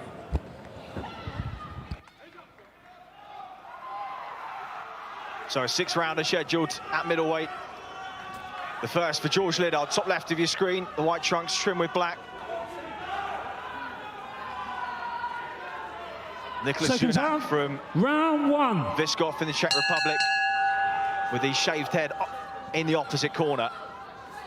Came through Billericay and Wickford ABC. Lidard, still a young man, had the number of feathers in his cap in the amateurs, English schools, GB3 Nations, a national title at 69 kilos in 2020 with a really good win over Janae Bostan, who has impressed us hugely in Grant Smith's gym. He'll be out on July 1st on Dalton Smith's undercard against Sam Maxwell. Well, Lidard, as we expected, wasting no time getting to work here. He looks big in there as well, doesn't he, Chris? He's a very good fighter. I've been impressed with Lidard, the way he lets his shots go, the position he gets in, the defence afterwards, moves it really well. Tony Sims, Kev Mitchell, always drumming it into their fighters. Just pinning Zernak onto the ropes. Lidard, patience, nice right to the body. Oh, and already he's felt something there, and he takes a knee. Jernak, and he shakes his head. Doesn't look happy at all. Bob Williams having a good look in his eyes. Well, 5 rounds to dispatch his first 2 opponents. Long time to go in this round. Jabs has a look at him, just sails the right hand over the top. Jernak, and a right hand to the body again from Lidard. Comfortable, compact, strong as well. Yeah, it was a body shot that stopped Zernak when he fought Paul Wall, so I'm sure Lidard has watched that fight. You see Zernak letting big shots go. If there's anything he can sort of hang on to, like Diamante said, the 5 wins have come from knockout. He's under pressure here from Lidard. Doesn't want to let him off the hook, and well, Jernak just can't find the target with those right hands. Lidard just taking his head off the line when he lands his, and they're sailing past him. And it's target practice at the moment. Jernak trying to keep the hand side, trying to fire back, but he keeps missing. And Lidard keeps landing, and he goes down a second time. 3, 4, 5, 6, 7, 8. Nods to Bob Williams, who asked him to walk towards him twice just to double check. 40 seconds on the clock. Can Liddard get this done inside a round? Left hook under the elbow off the right hand. Changed his flanks. Right hand down the middle. And Zernak is down for a third time in the round. And it is all over inside round one. Savage stuff from George Liddard. Brilliant. Brilliant display. Just did not let Zernak get into the fight.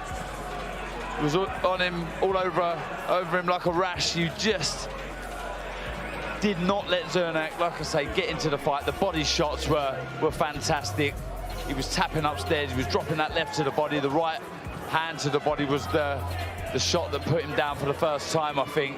See the respect there from both, but that was a very good performance. You see the patience as well. He was creeping forward. He was looking dangerous, poised to let big shots go, and that was the first shot, I think, that dropped Zernak, the right to the body.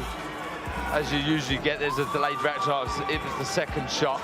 Good work, the good variation that we talked about at the top of this fight. Yeah.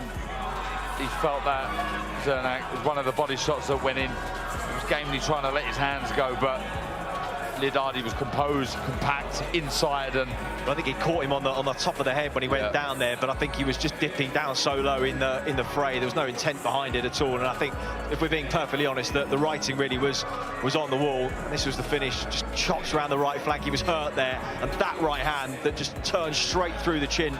And well, he looked straight at his corner, Zernak, because he just knew he was absolutely outgunned from the start. That was the right hand there, and again that right hand sailing over the top, just taking his head off the line after that right hand every time. Defensively, after he punched, very, very good as well. It was a nice shot, short, sharp right hand, took his head off the line, as you say. He got the elbow up, he punching down with a shot on the point, right on the side of the head. Very, very good victory that for Liddard. I think he might need to go back and do some pads in the changing room after that one. He's barely broken a sweat, but they are standing by. Let's get the formalities now with David Diamante.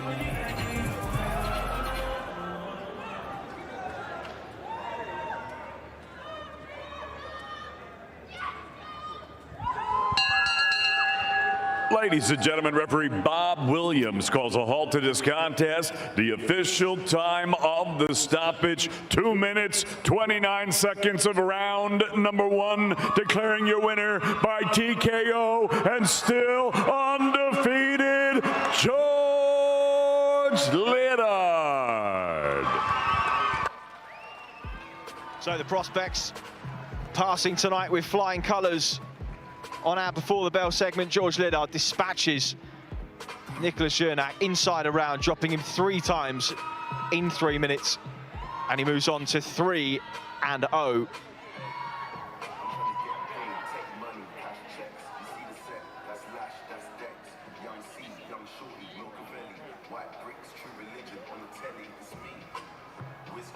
a little bit like we saw with Shannon Ryan last time out, Barry, she had a sort of easy first 4 opponents and then a good stiff test against Martina Benilde. He's going to need that kind of opponent in the next couple of fights, isn't he, Liddard? Yeah, he is, you know, but he's going through people like butter at the minute, isn't he? You know, but it's the technique of his shots that's impressive. He has that power, but you see that last shot, the way, you know, Dan said, lift that elbow, he punches through, and you're saying he's putting his head off the line, but I mean, literally, the head's a heavy part of your body. If you lean over to your left when you're throwing that right hand, that shifts a lot of weight over and momentum into the shot that can drive through the opponent's chin, and that's what he did there. So you know, he's flawless with his technique. He plants his feet really well. He took the step over to the right as well, so he gets on the outside a little bit, gets the angle right. So there's more thought to his work than you maybe would think on the first viewing. I think he's technically a good fighter with that power to match. Makes him a force. And as with Muhammad Ali, who we saw at the top of the show, surrounded by hungry young lions in his stable who've had much success in the pro ranks. He understands and sees day in, day out what it takes to become what he'll want to be over the next few years. But so far, he has moved to 3-0 as a young professional. He's standing ringside with Kev Mitchell, Eddie Hearn. So let's hear from all of them now with Jamie Ward. George Liddard, congratulations. The Billericay support is always in full voice, and why shouldn't they be? What a great performance. 3 fights, 3 knockouts, over in the first round. The smile on your face says it all. Happy with that? Very happy with that. You know, last time out weren't my best performance at all, so tonight I wanted to make a bit of a statement. and show, you know, I really am a talent coming through. And I think I did that. You had 6 rounds to do it. It only took you 1. And you said, look, I just can't see Zernak standing up to the power for 6 rounds. How much belief do you have in the power at the moment, George? Listen, I am a hard-hitting middleweight. Also, when I go up to super, I'll be a hard-hitting super middleweight. But yeah, it's just all the hard work we're doing. You know, Kev here, he knows how hard I train. I'm sparring with world-level fighters week in, week out. It's sink or swim, you know what I mean? And yeah, I'm swimming. He was down 3 times before the ref did jump in. Just talk us through it from your perspective. It seemed when you hurt him the first time, you weren't in any mood to let him off the hook. No, yeah, listen, I didn't want to go rushing it, but I picked my shots well, waiting for the shot to come back and countered him, and yeah, got the job done. You've had a massive smile on your face all week. What's helped you, George, in your opinion? I know the work you're doing in the gym with all the boys, and we're going to hear from Kev shortly, but what's helped you to take to the pros and look so comfortable in this ring so quickly? Just, here's the training, you know, like, I'm training, you know, 6 days a week, twice a day, sometimes more, and you can only come on, and what a week as well, can I just say. West Ham winning the Europa Conference League final. I know you like that. Yeah, so yeah, West Ham are massive, and so are we. Well, let's hear from Kev, because he's back from Prague, which is good to see. Kev, first of all, great win for George Schneider. What a great performance. I know you're so impressed with the attitude he has to learn every day, but seeing him do it under the lights like that, how proud can you be of this young man tonight? Yeah, very proud. You know, he works in the gym every day intense. I'm really hard. I make it hard for him in the gym with me. He learns very well. He listens very well. What I was really impressed with today is that he done the job, knocked him out, but he done it very calmly, smoothly, exactly how I've been talking to him, going through things in the gym, doing it smooth and calm, and for me it was impressive. I know Anthony Joshua used to say when he used to win fights that early that he'd go backstage and do a few rounds on the pads. George has barely broken a sweat. Is that the plan for him backstage now? You want to do a few rounds, George? Listen, I already said I'm going to do a run in the morning, like, straight back to it, you know what I mean? So, yeah, we'll do a few rounds. Promoter Eddie Hearn. Eddie, every time I talk about George Liddard, there's always a smile on your face, probably because he's a local Essex boy, but with performances like that, he's showing us things to get excited about. Yeah, look, it's always good when there's a fighter from Essex, especially from Billericay, but it's even better when they're already, you know, British. They've got ability to go British, Commonwealth, European and World Championship level, I believe. I was watching him in there tonight thinking he reminds me a little bit of a young Darren Barker, but then with a one-punch knockout, not so much. So, sorry, Daz. But it's a great journey with Tony Sims, and I keep saying all the time, conditioning and consistency is everything. And when you go down to Tony's gym, nobody trains harder than that gym. You know, Tony's got them up early. It's not about getting your rest and starting at 11 o'clock. It's about getting up at uncomfortable hours, putting your body through uncomfortable situations. And that's why when you get in at that level, it looks easy, because the level that George is sparring at, you know, the opposition at the moment can't lace their boots, and it's just going to be a case of moving him at the right speed. It's very tempting to start moving him quickly because of the way he's dealing with this level of opposition, but he is young, he's got fantastic support. It's really about consistency and about activity. I want him to stay in the gym now, which I know he will, and get out in July as well if we can. You know, looks like July 29 be another show. If we can get 3 more fights this year, he's going to be in a great position. And with the fan base building, you know, you're going to see him in English, British, European title fights, filling places like this as well, you know, so long way to go. Great to see Kevin Mitchell as part of the training team. He was one of the best fighters Britain's had. I believe he's going to be one of the best trainers he's had. How he's made it back from Prague here in time for Saturdays is, you know, that's unbelievable in itself. But great boxing brains around George Liddard, and when you work as hard as George does and you have the ability he does, really there's nothing that can stop you. A young Darren Barker, will you take that? I'll take that. He's a world champion and a great man as well, so. He certainly is. George, Eddie said 3 more fights this year. As you said, you're surrounded by all these great names. Is that very much the aim for you, this activity? Oh, 100%. I want to stay active, you know, keep knocking people out, and we'll see how this journey goes, but I'm going to go for 100%. A final message for your support tonight, George, and for all the West Ham fans out there, because it's very much, as you say, a double victory for you tonight. Big thank you to everyone for coming out. The Billericay Massive are about, and I want to thank my sponsors as well. You know who you are. You helped me get through this, so thank you so much. George Liddard, congratulations. Well done. Brilliant work, Jamie Ward, as always, and congratulations to the young Darren Barker, George Liddard, a first-round knockout in his 3rd professional contest. And here is the finish, just as you say, Barry, just turning through that right hand beautifully. Didn't let him off the hook when he had him hurt, but was sensible with the shot selection that he picked to. Yeah, he was, because he had him a minute and a half before that, and he didn't rush it because he believes in his power. He knows if he makes the right move with his feet, the technique's correct, that he'll get the job done. So he just didn't rush his work, bided his time. When the opportunity arose, he knew he was in the right position to throw the right shot. Well, our third prospect in action and a third successful one. Muhammad Ali kicked things off earlier on, beating Brian Castro on point. Shannon Ryan, brilliant against the Italian and European champion in the weight below, Martina Vanille, victorious over 8 rounds, and George Linnart there destroying Nicolas Schoener inside a round to set us up for a brilliant British super featherweight title eliminator between Yusuf Kamari and Reece Bellotti coming up next here on Before the Bell. And it is a big night for this young lady, Ellie Scotney, the Queen of Catford, and hasn't she been brilliant in her last 3 fights? 3 10-rounders to prepare her for the night of her life so far. In against Shanika Johnson, the IBF champion at 122 pounds. She became the European champion last time out, and we caught up with her earlier on this week.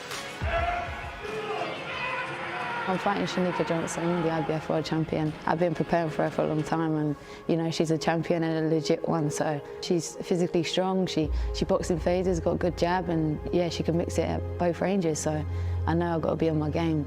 But from what I've seen in the gym, yeah, she's excelling really quickly. She can hold her own. She was overholding her own with Michaela Mayer, who's a good few weights above her. Yeah, let's roll the dice and let's get the world title. As soon as the bell goes, yeah, I just got to be on it, and for every second it's about being disciplined. I just know what level I am, and I feel like next weekend I'll show everyone else what level that is. I feel like that's what will separate me. I've took the right risks, earlier than many people have, and I haven't had no gimmicks, so I feel like that experience, it will show. 4.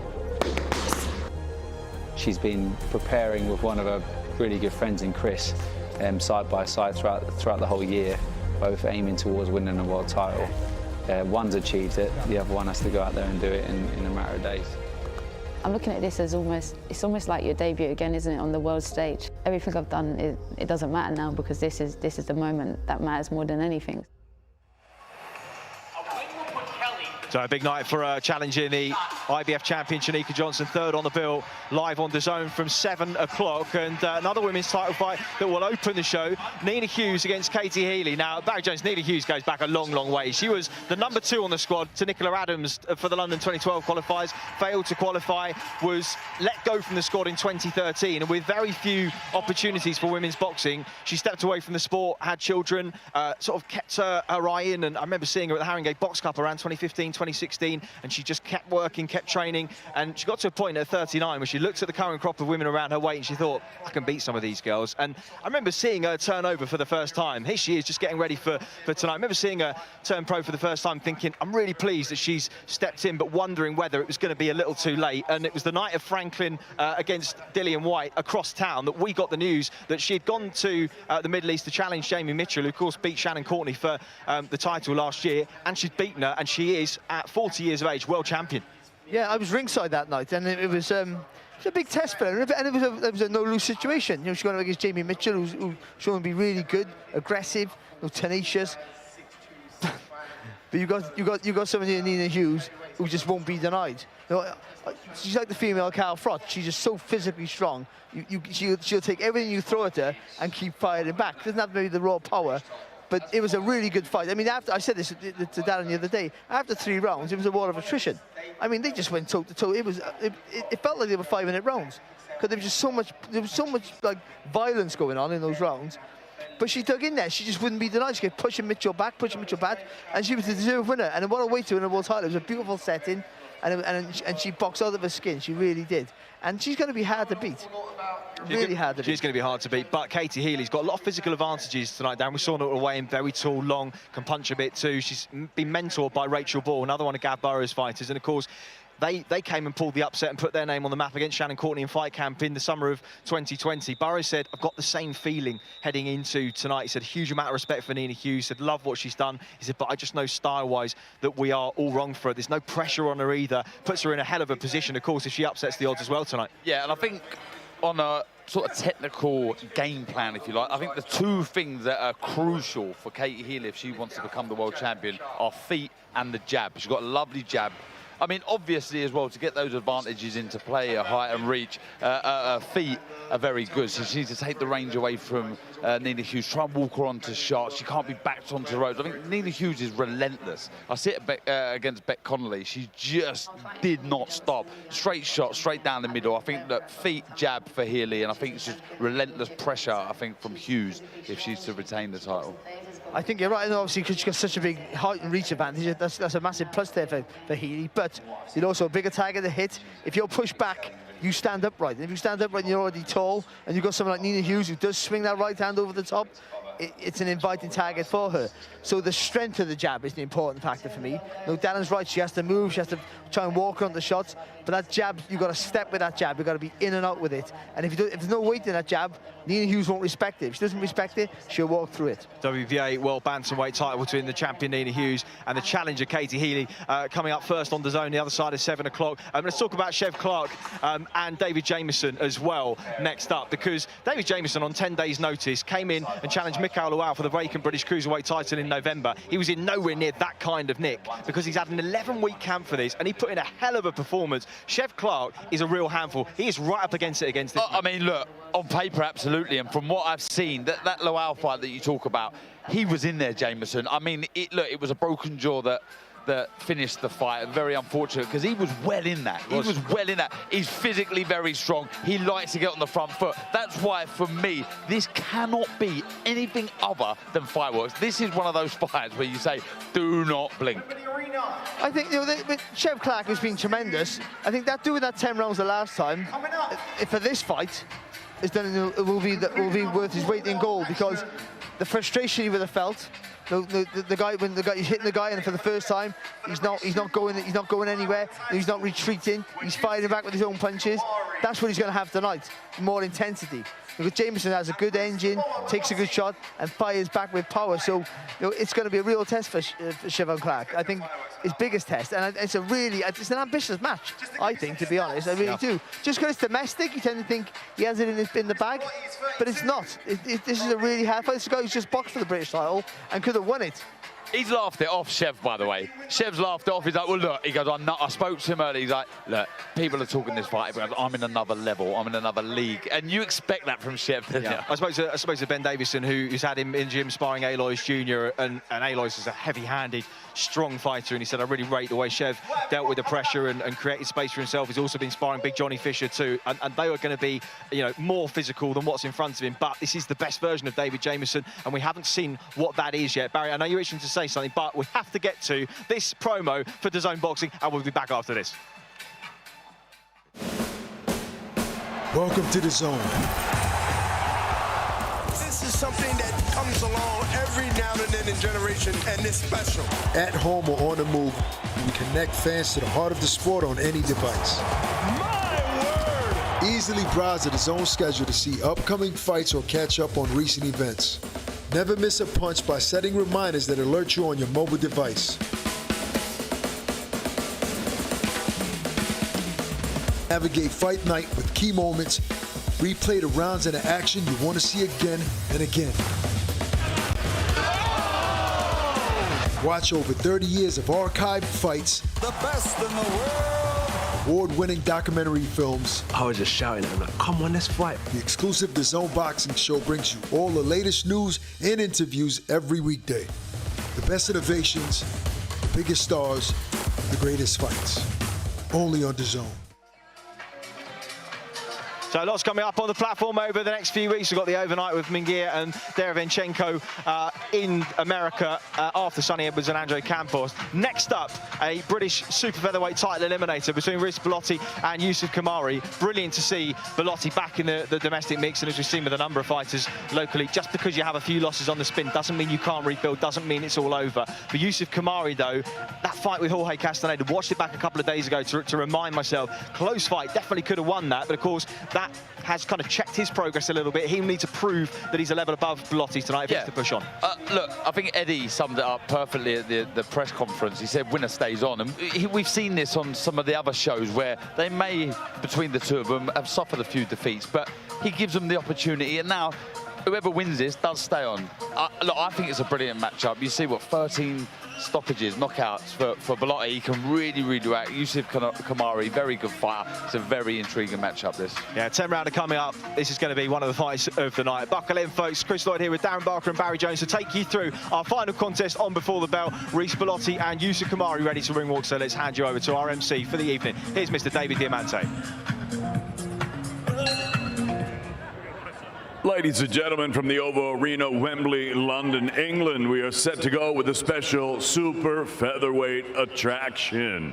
Now entering the arena, Reece "Bummer" Bellotti. Feel it coming in the air. Hear the screams from everywhere. I'm addicted to the thrill. Ready. It's a dangerous love affair. Can't be scared when it goes down. Well, really good to see Reece Bellotti with some forward momentum in his career. He reminded me a little earlier on this evening that he took the Dean Dodge fight to win the Southern Area title at 10 days' notice at the back end of last year. And of course, he was coming off 3 back-to-back defeats against Francesco Grandelli, Jordan Gill and Raymond Ford, either side of the pandemic. It's not easy for fighters when they hit a ceiling at British level to accept things aren't going quite where they'd like them to, but it doesn't mean things are over. We've seen that with Lee Wood. We've seen it with Jason Cunningham, who Bellotti beat a few years ago, that you can turn things around after domestic defeats. And when you bring excitement, when you're always in brilliant condition, and when you can punch like Bellotti does, you give yourself a chance of a career resurgence. He pushed Ryan Walsh close for the British title at featherweight. He's a former Commonwealth champion there and the current Southern Area champion at 130 pounds. And if he wins this tonight, he will take a crucial step towards challenging for another British title.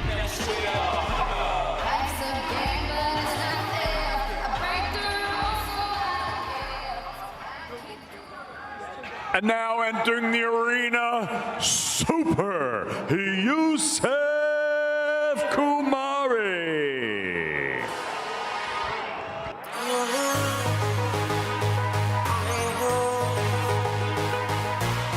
Well, Darren mentioned the Jorge Castaneda fight that he lost on points. Rewatching it, had him winning that fight by a round. Wouldn't have argued with the draw. Didn't think Castaneda really had done enough other than having a big eighth round and hurting him in the fight late to pinch it on points. But of course, that has checked his progress. But he worked through that 8th round well, showed a lot about himself, finished the fight strong. But in reality, he will want to show tonight that he is a level above Reece Bellotti, who has had numerous defeats at domestic level, and he will want to prove that he is ready to push on above British level now. Absolutely. That Castaneda fight, like you say, I had him just nicking it. We did the comms on it, but I think he can take positives away from that fight. He had his chin checked against a very big puncher. I don't think you can take too much, you know, from that defeat. I wouldn't be too upset if I was Kamari. He's a good fighter. He can fight on the outside, in the inside. It's a very good matchup, this.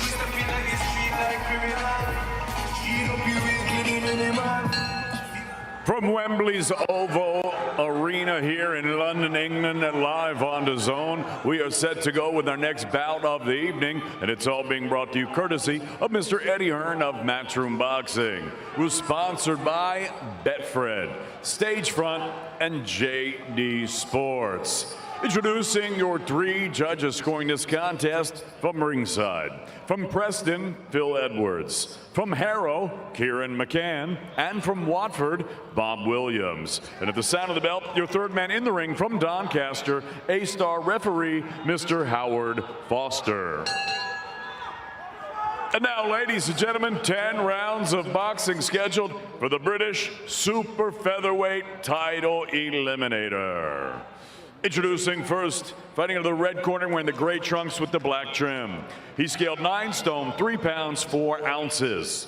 His professional record, 15 victories, 5 defeats, with 13 of his 15 wins coming by way of knockout. Here is the former English, Commonwealth, and WBC International Silver Featherweight Champion, fighting out of South Oxy, Watford, Reece "Bummer" Bellotti.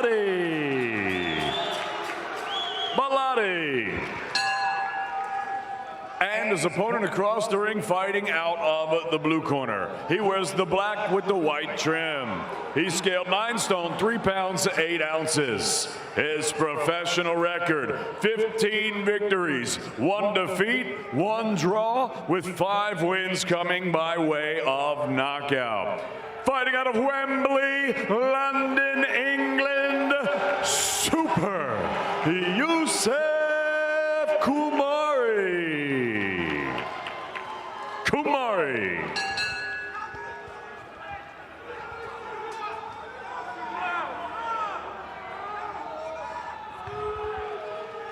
Okay guys, spoke to you both in the dressing room. We both know what I expect. Keep it clean, break straight away when told. Both of you watch your heads in close. Good luck to you both. Touch gloves. Good luck, lads. The British super featherweight title, currently vacant, to be contested by Kez Ashfaq and Liam Dillon, who drew with Kumari late 2019. That's July 15th on the round 1. Josh Kelly, Gabriel Corzo bill, live on DAZN. For one of these two, a step closer to challenging the winner. Reece Bellotti with the gunmetal grey trunks, the red gloves. Yusuf Kumari, part of Xavier Miller's stable, under the management of Dillian White, just eats a stiff jab in the black trunks. A tense feeling to the opener, as I think we expected it would be. Yeah. And I'm intrigued to see who's going to hold the centre of the ring. You see, on the record, you'd be nailed on that it'd be Bellotti, but having watched Kumari, does like to work from the centre of the ring. Like I say, happy to sit in the pocket. So battle for centre of the ring is going to be interesting. It is, Barry. It's interesting because the fighters that Bellotti has struggled with have been the good movers, the ones with good feet that can set traps, box going backwards. And sometimes with Bellotti, because he can punch a bit, because he does like to come forward, it's about trying to give the ego up a little bit against him and bring him onto shots. Yeah, well, Jordan Gill showed the blueprint, let's be honest, because it wasn't just the movement, it's smart movement. You've got to move away, you've got to constantly change direction, and a good solid jab as well. Otherwise, Bellotti would just walk you down, so you have to give him something to think about when he's walking, when he's advancing, with that constant movement, change direction. No, Kumari, he's a smart boxer, clever boxer, he moves quick around the target, but he's not really a mover he doesn't move his feet in big spaces, so I think that's where he's going to hold his ground a bit more, and that'll give Bellotti a chance to land. But he's got to make Bellotti pay. Every time Bellotti misses with a shot or if he hits a glove, you've got to make him pay for every mistake that he makes. Well, he's just stepping around him at the moment, trying to establish the jab. Bellotti comes back and misses with a couple. Battle of the front feet and the battle for centre ring in the first couple of minutes of round number 1. I think it's important for Bellotti just to make Kumari feel a bit of power early. Hit him anywhere, just make him feel it. Make him feel, if I make a mistake, this is what happens. Yeah, he's got to get on the chest. Good long left hook there from Bellotti. This is where he wants to work away. Kumari doing the right thing, just tying up Bellotti. But yeah, that's where, yeah, like you say, Barry, he's just got to hit everything around the side of the head, the arms, the shoulders. Make him know he's in a fight, Kumari. At range here, he's landed some nice jabs every time Bellotti's planted his feet and tried to let his shots go. He just takes that little step out of range. Just missing with that right hand there after the double jab, Kumari. It's good there from Kumari because he followed Bellotti out. As Bellotti retreated just to regroup, he just went with him.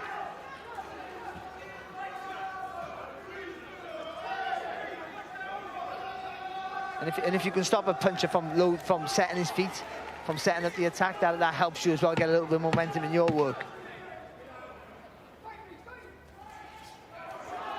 Closing seconds of round number 1 as Bellotti just lands a jab and marauds forward. Kumari just trying to box him off the ropes. Good competitive opening round.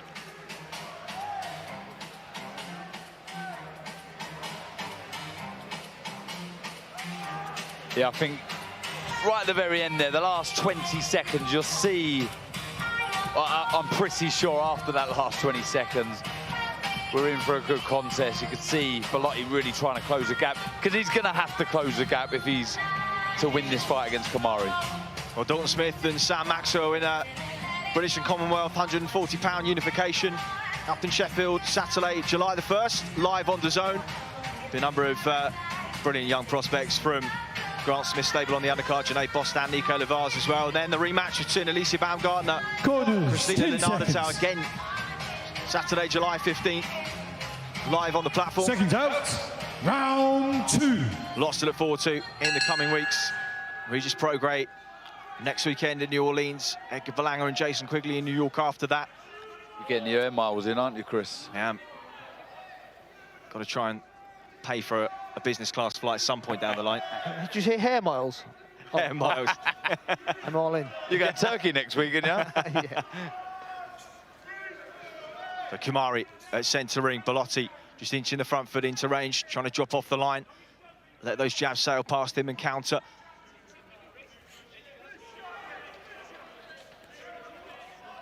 Those little quick steps back there from Kumari, they're good. He's not firing off it yet, but he's not moving back in big steps, just because he can't fire back. His feet are staying the same distance every time he moves back, so he's got good balance. It means he can fire back if it's warranted. Nice jab from Kumari. Tripled it up there, landing 2 of them. I think Bellotti's got to try and... If you look at the jab of Kumari, it's a lovely shot, but he's guilty of bringing it back to his chest, the lead hand. So if Bellotti could try and time one, maybe feint, draw the lead out and look for that right hand over the jab of Kumari. Be consistent with that jab to the body so far.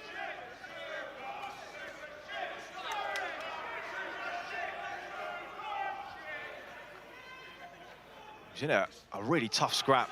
I think it was a 6 or an 8 rounder, 6 against Eduardo Valverde, a counter puncher from Nicaragua, and he's just got a little bit comfortable in that contest and was in the ascendancy, got caught with a couple of shots, but he punched to the body well, put his shots together as the rounds went by, but Valverde rallied, he hurt Kumari to the body, had a big finish, and it was a hell of a response from Kumari in the dying moments. Chopped Valverde to the body, landed an uppercut, left hook, right hand, which landed flush on the chin, dropped him to just put a punctuation on the contest. And he's that kind of fighter.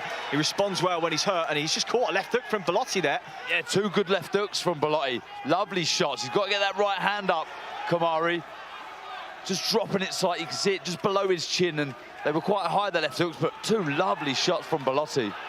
And good response there, though, from Kumari there with that nice uppercut. Well, right on cue, wasn't it? Just talking about the kind of response against Valverde when he was a little bit buzzed, and we saw a really good response against Castaneda after he was hurt in the 8th round. He does switch on a bit when he is clipped. And Bellotti found that there. Lovely right hand off the long left hook.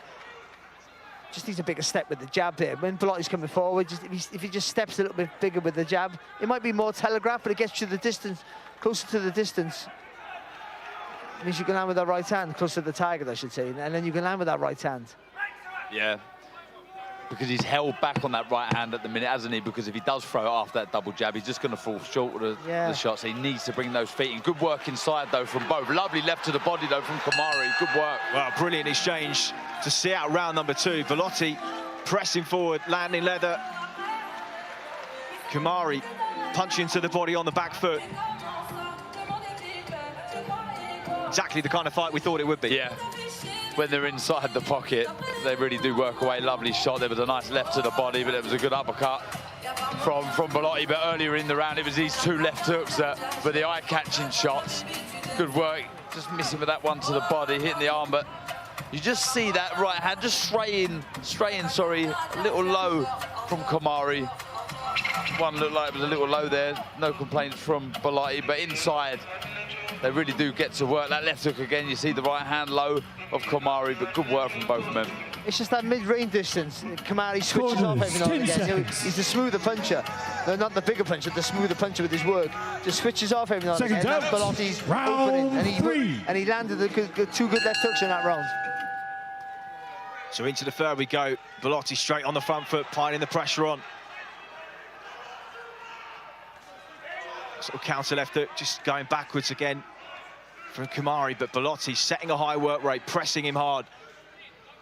He understands Bellotti. He'll know. He would have been told by the team. He would have known as soon as this fight was announced, you've got to take Kumari out of his comfort zone. You've got to get on the chest. There's no point standing at range here. Though he's got a lovely jab of his own, Bellotti's got to get close. He's got to try and land that right hand. But what he did there, none of it landed, but that's it. The double jab, closer to the distance. The right hand lands on target, but then you take a step round the right. You get on the left-hand side there, the Kumari.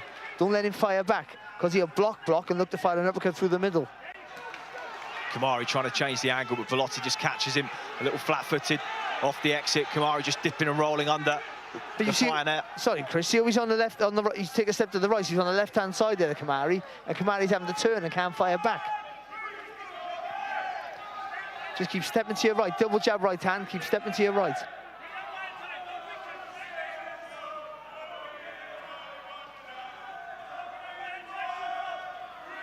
Yeah, I think those little adjustments, like you say, stepping to the right, I think that's why he was able to find those 2 left hooks in that second round. So it puts you in a good position to throw the hook. But this is the battle that I'm interested in when they're both here.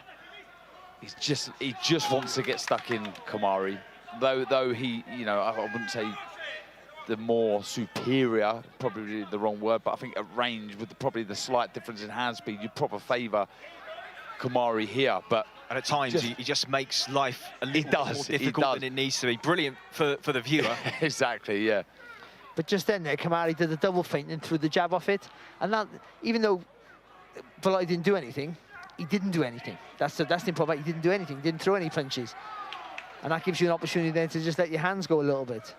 A little bit of success with that lead left hook. Bellotti caught Kamari with a couple, just chips away as they get in close. Kamari now just lands a couple to each flank, and again Bellotti responding really well. Good right hand from Bellotti, and again that was a lovely chopping shot. Like you said, Barry, just stepping to his right there, and that gave him the angle to get it on the side of the target of Kamari. He'll be liking this, Bellotti. He'll like this kind of fight. Lovely off the ropes there, the one there from Kamari there, little spin off the ropes and then down, little right hand through the middle. Yeah, you mentioned the Jordan Gill fight being the blueprint. I suppose to some extent Ray Ford, of course, caught him just on the way in with a right hook from southpaw in the 3rd round, and he kind of unravelled shortly after, but he's not really that kind of fighter, Kamari. He doesn't really set traps going backwards. He likes to get involved. He likes to stand in the pocket, slip and roll and counter like he is now off the ropes, but Bellotti's landing some heavy leather as well, and they trade really good action again to end the 3rd round. Some words at the end of the round there as well.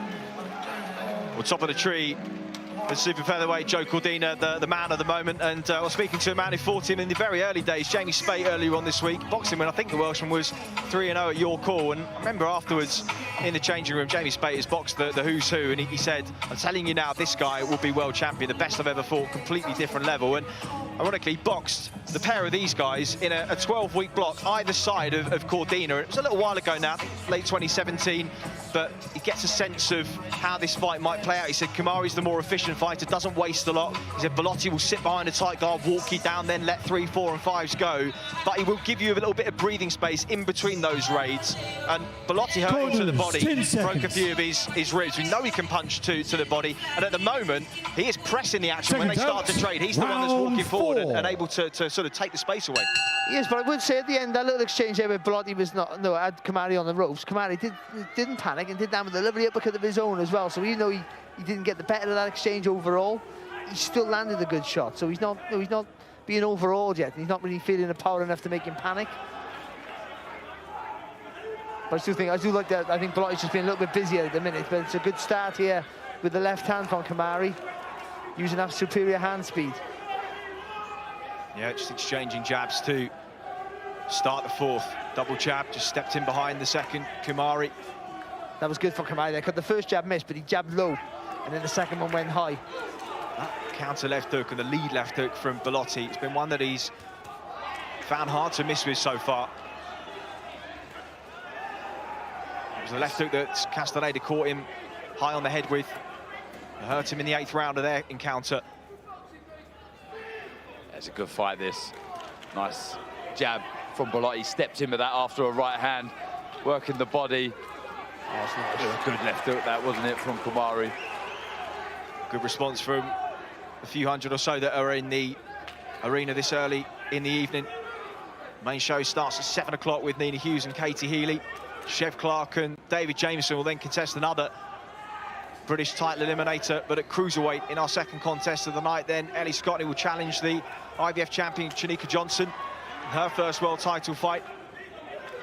And Johnny Fisher and Emilio Salas will have this place rocking before Sonny Edwards makes the 4th defence of his IBF world flyweight title against Andres Campos. Lots to look forward to. Some good work there from Kamari. Just overreaching there a little bit. Bellotti and Kamari making him pay there. See, nice and relaxed and just whipping the shots with the uppercuts and the hooks. Kamari in that kind of Philly shell stance, firing the jab up from the hip, just trying to control the lead head, the head position with the lead hand, but Bellotti again just marauds forward, not allowing him the space to dictate a range, chips away at the body, forces Kamari to step off now. Yeah, this is a good fight, it really is. Good pressure from Bellotti now, just sort of turned the screw, landed a right hand, followed up with a left hook. Good pressure. And turned around as well, because Kamari was controlled and having nice and relaxed, but again, that little mid-range where he switched off a little bit and Bellotti jumped in with a nice left hook. Just seeing that double jab coming now, just taking his head off the line, watching it sail over the top. Bellotti, and again, just managing to get close. He's just starting to make this his type of fight, but a lovely uppercut through the middle from Kamari there. He felt the first one there, I think, Bellotti, with the uppercut. He did, but again, just snapping the head up of Kamari, just chops away to the body. Brilliant action up close between these two again, and they finished each round so brilliantly so far, and this one, no exception. Brilliant end to the round. Fantastic stuff.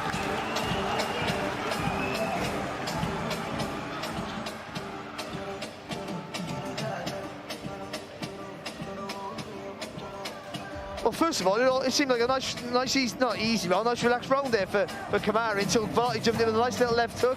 That changed the pattern of the fight a little bit there, and then I think he landed with two lovely uppercuts there, Kamari. And you thought, oh, hang on, I think he's hurt Bellotti. And Bellotti does what Bellotti does. Fires back with the right hand, and as Kamari in a little bit of trouble, and then on the ropes there, both firing back and both looking and fancying it here. Yeah, he hit the switch there, didn't he? Halfway through that round, Bellotti thought, no, enough's enough now, I need to get stuck in. And he did, and when he does, you can see Kamari, he doesn't really want to give up too much ground, and it makes for great entertainment. Signs of a man in Bellotti who has let previous opportunities slip by. Grandelli is the main one that comes to mind, and of course that kicked off a chain reaction of 3 back-to-back defeats, and well, he's really got the bit between his teeth here. He comes in brilliantly conditioned as always, but he looked superb on the scales yesterday. He started really, really well. A competitive fight, a close fight. But this is as good as we've seen Bellotti look in a long, long time so far. Kamari jabs and they step around each other at centre ring, just approaching the halfway point of the contest here at Wembley. Just started the round of the Bellotti there with a double jab right hand, and again landed with that right hand. Kamari took it well, but I think that's the blueprint there for Bellotti. He's having too much success with that left hook. Xavier Miller in the corner of Kamari, you'd be telling your man, get that right hand up, tuck it up a lot better than you are, because he's having a lot of success with that left hook, Bellotti, and I don't think it'll be long until he starts rotating and putting the right hand as he did there after that left hook. Yeah, that was literally what you said earlier about Kamari just bringing that left hand low, and he just followed it in there, Bellotti, didn't he, there, landed with a right hand left hook. Reverse 1-2 there for the Bomber as he steps in. Kamari just trading off the back foot.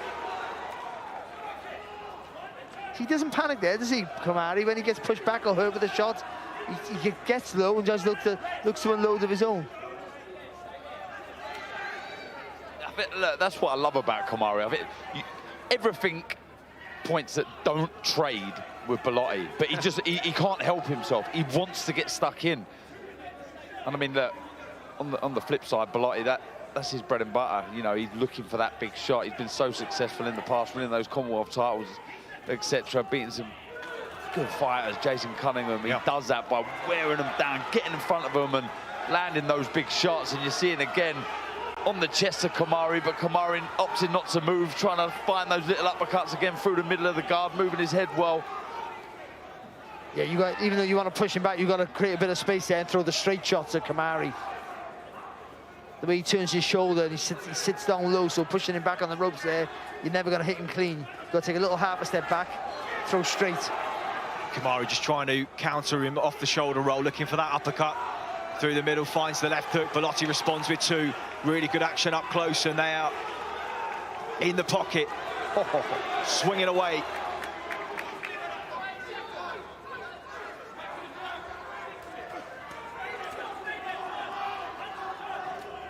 Well, isn't it great when you tell everybody a fight is going to be good, and it is.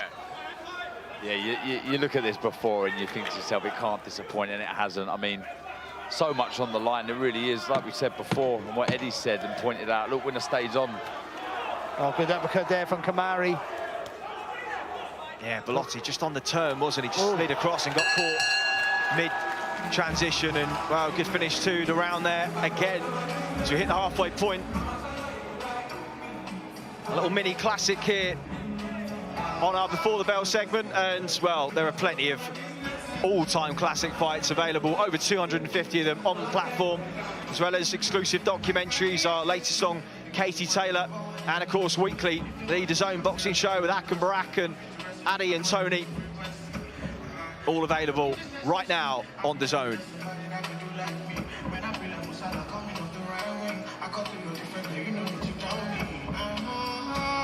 Well, question for you, Darren.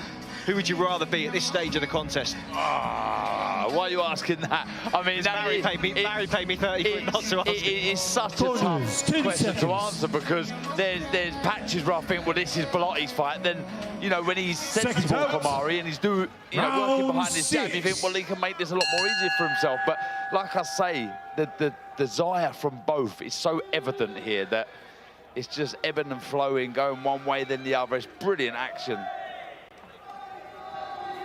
Well, a lot of Vaseline on the head of Kamari. Did they anticipate maybe the referee would see that and just give him another 10 seconds or so just to catch his breath? It's been fought at a frantic pace so far. Bellotti, we know how well conditioned his engine is. What else would you expect from a McDonald fighter?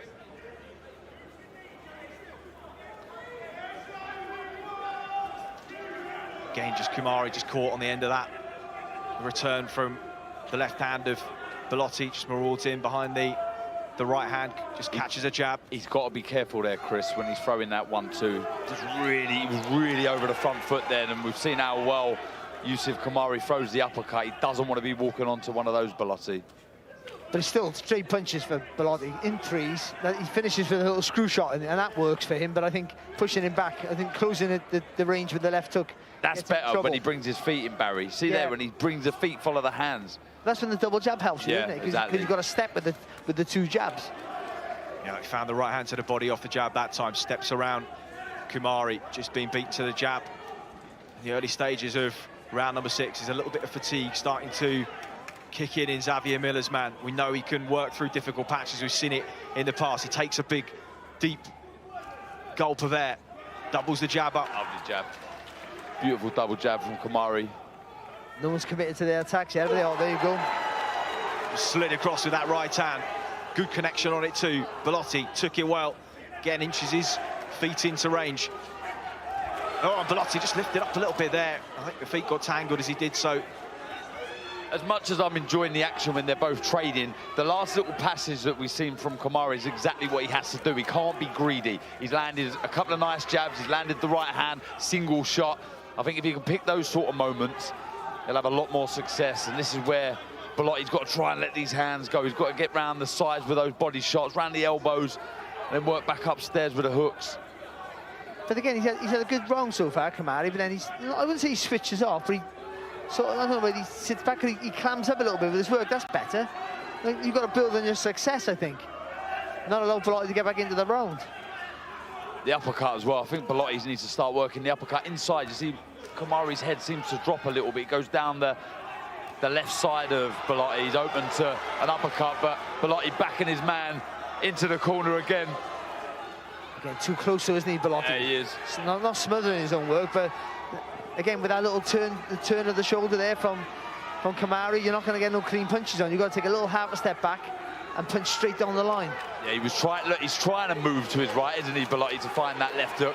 Just missing, and he exits Kamari. Oh, good body shot from Kamari. Good work.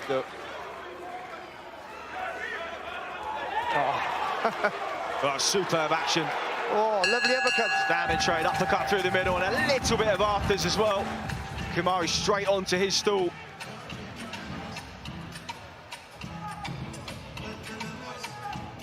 I mean, just brilliant action. It really is.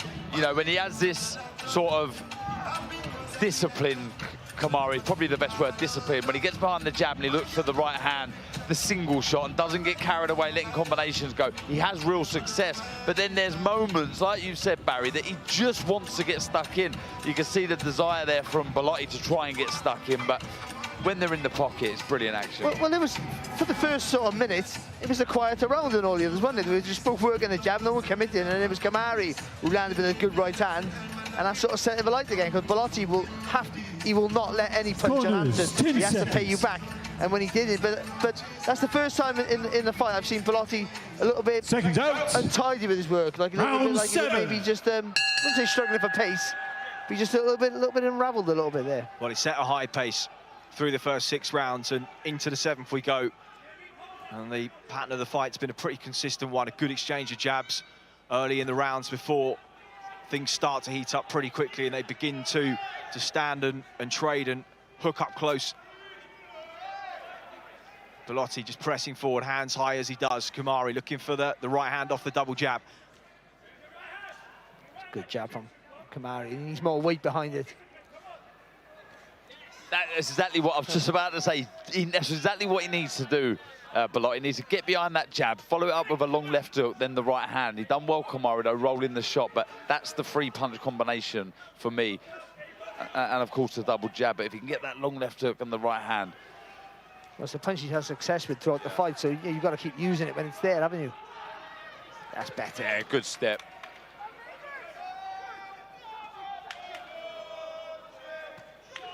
Shot. Just knocked Kamari off his balance. He goes tight guard for a moment, just trying to parry that jab, but again, just is that the opening that Bellotti needs to sell in the feint and whip the left hook behind it. Kamari trying to buy himself a little bit of time in between these bursts of action. Right hand round the side of the guard from Bellotti again. Yeah, well, I was calling for Kamari not to be greedy. I think it's probably the opposite for Bellotti. He landed a nice right hand there. He should have gone again. He should have brought his feet in, stepped in and mounted more of an attack on Kamari. It was a good single shot, but he sort of skimmed off and rotated the ring. He's getting around the side here now. Bellotti again just stepping around to his right-hand side, making room for the left hook. Response up top from Kamari, and another right hand there. Brilliant action again through round 7 as we head into the final minute. He's in back though with a nice solid jab there, Bellotti. And he is the busier of the two, isn't he, in this round? Oh, lovely left hook as they traded at the same time.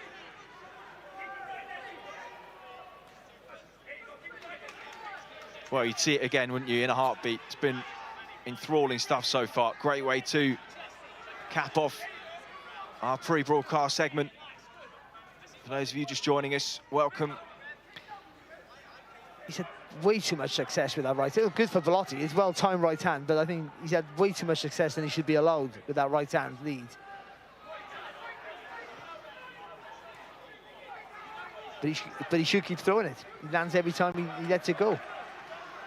Just a little lull in pace, as I think you would probably expect at some point. They're only human, and has been a brilliant 6 rounds, and I think they've just almost had a mutually agreed breather in this round. They picked their shots. Oh, cut there, Kamari. Right hand round the side, and there's blood pouring into the eye already of Yusuf Kamari. Could that be problematic as we head into the business end of proceedings here?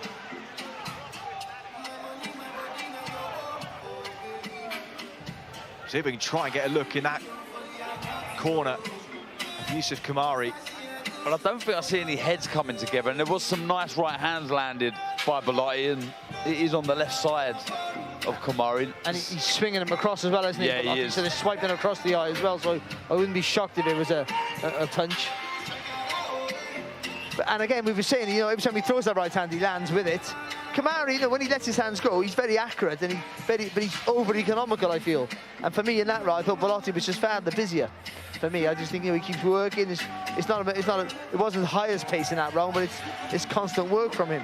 Corners, 10 seconds. I'll tell you what, just looking ringside here at the various corners, the body language is a telling factor. Reece Bellotti looks like he's just clicking into second or third gear. Of course, the pace dropped, but he's not out of breath at all in the corner. Kamari takes a deep breath as we go into the 8th. They've done some work on that cut. We'll see how that progresses in these last 3 rounds. And that's where it's important, when you have the momentum in your favour, to keep your foot on their throat, if you like, because you know, a little bit of success, you know, that mental stimulant it gives you, it transpires into physical. It gives you more energy. All of a sudden, then you're firing back with more energy than you had the round previously when you were flat. So, when you have momentum in your favour, you've got to just keep pushing the pressure on. Whichever way you do it, and for Bellotti, keep firing that right hand, keep letting the punches go, and keep Kamari reacting rather than being proactive. Yeah, especially with that cut as well. I've not seen how bad it is, if I'm honest, but it's hard to see. He's had his back to us. I think it's on almost like the inside of the eyebrow, the inner part of the eye, closer to the bridge, almost right on the eyebrow, I think, in fact, and it is in danger of pouring into the eye if it opens up again. Yeah, it's definitely those right hands, isn't it, over that jab that's caused that cut. Good jab there from Bellotti. Fizzing right hand, long right hand from Kamari to the body. Bellotti responds again, and will he just start to target that cut above the eye? Works the body well. Kamari just responds and steps off, tries to get himself back to centre ring and pushes Bellotti off again. Now just trying to manufacture some space, scoops one up the middle.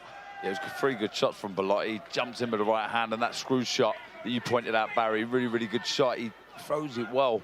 And he finishes almost every combination with it, doesn't he? And it's just because the change in angle there comes right through your guard. Very hard to defend against. But if you take the right step back, you've got a guy off his feet, and you can land with.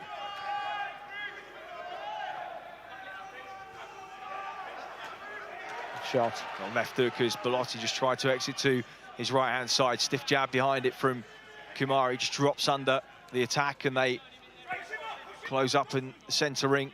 45 seconds to go.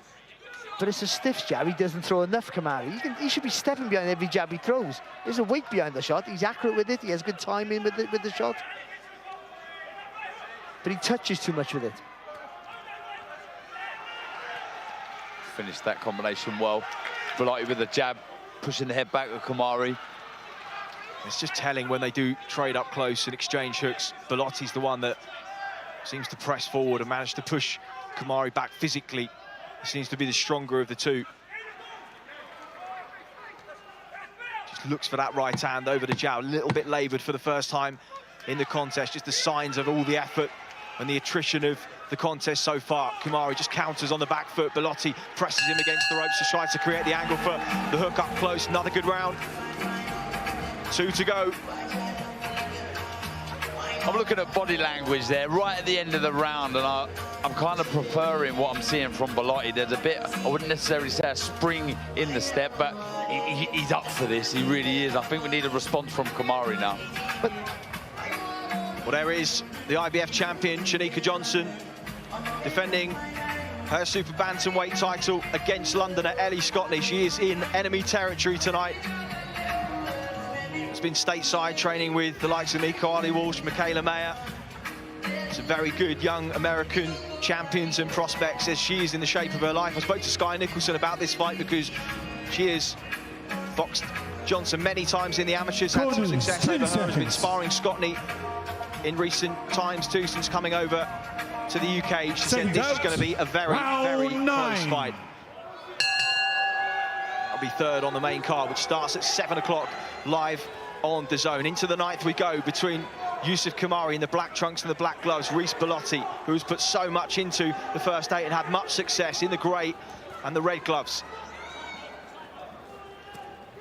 Lovely left hook under the elbow there from Bellotti. Kamari just trying to lever him off with the elbow. Referee just having a word with him. He's targeting the body at the start of this 9th round, Bellotti. Just a little mouse under the right eye of Reece Bellotti. The marks of battle starting to show on his face now. Good body shot there from Kamari, wasn't it? See the leg come up of Bellotti. It was a lovely left to the body from Kamari. Bellotti's done a brilliant job of just getting around the side to create leverage for the left hook time and time again, and he's trying to do so here. Kamari's got the hands crossed across his torso, trying to muffle the impact, trying to let Bellotti punch himself out. Uppercut on the return, and again Bellotti swings the left hook back at him. But again, though, I don't like Bellotti so close. I know he's trying to push him back and wear him out, but then the way Kamari whips the shots through the middle, they're the standout shots.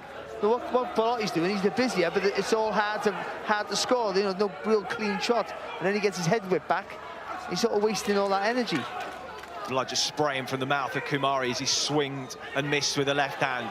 Little jab come left hook from Bellotti as he steps across him.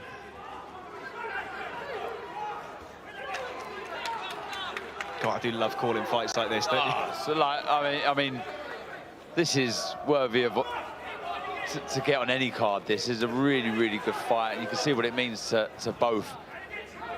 Leaving it all in the ring, they really are. And to me, I feel Bellotti looks the fresher here. Though you know, that's a lovely jab from Kamari.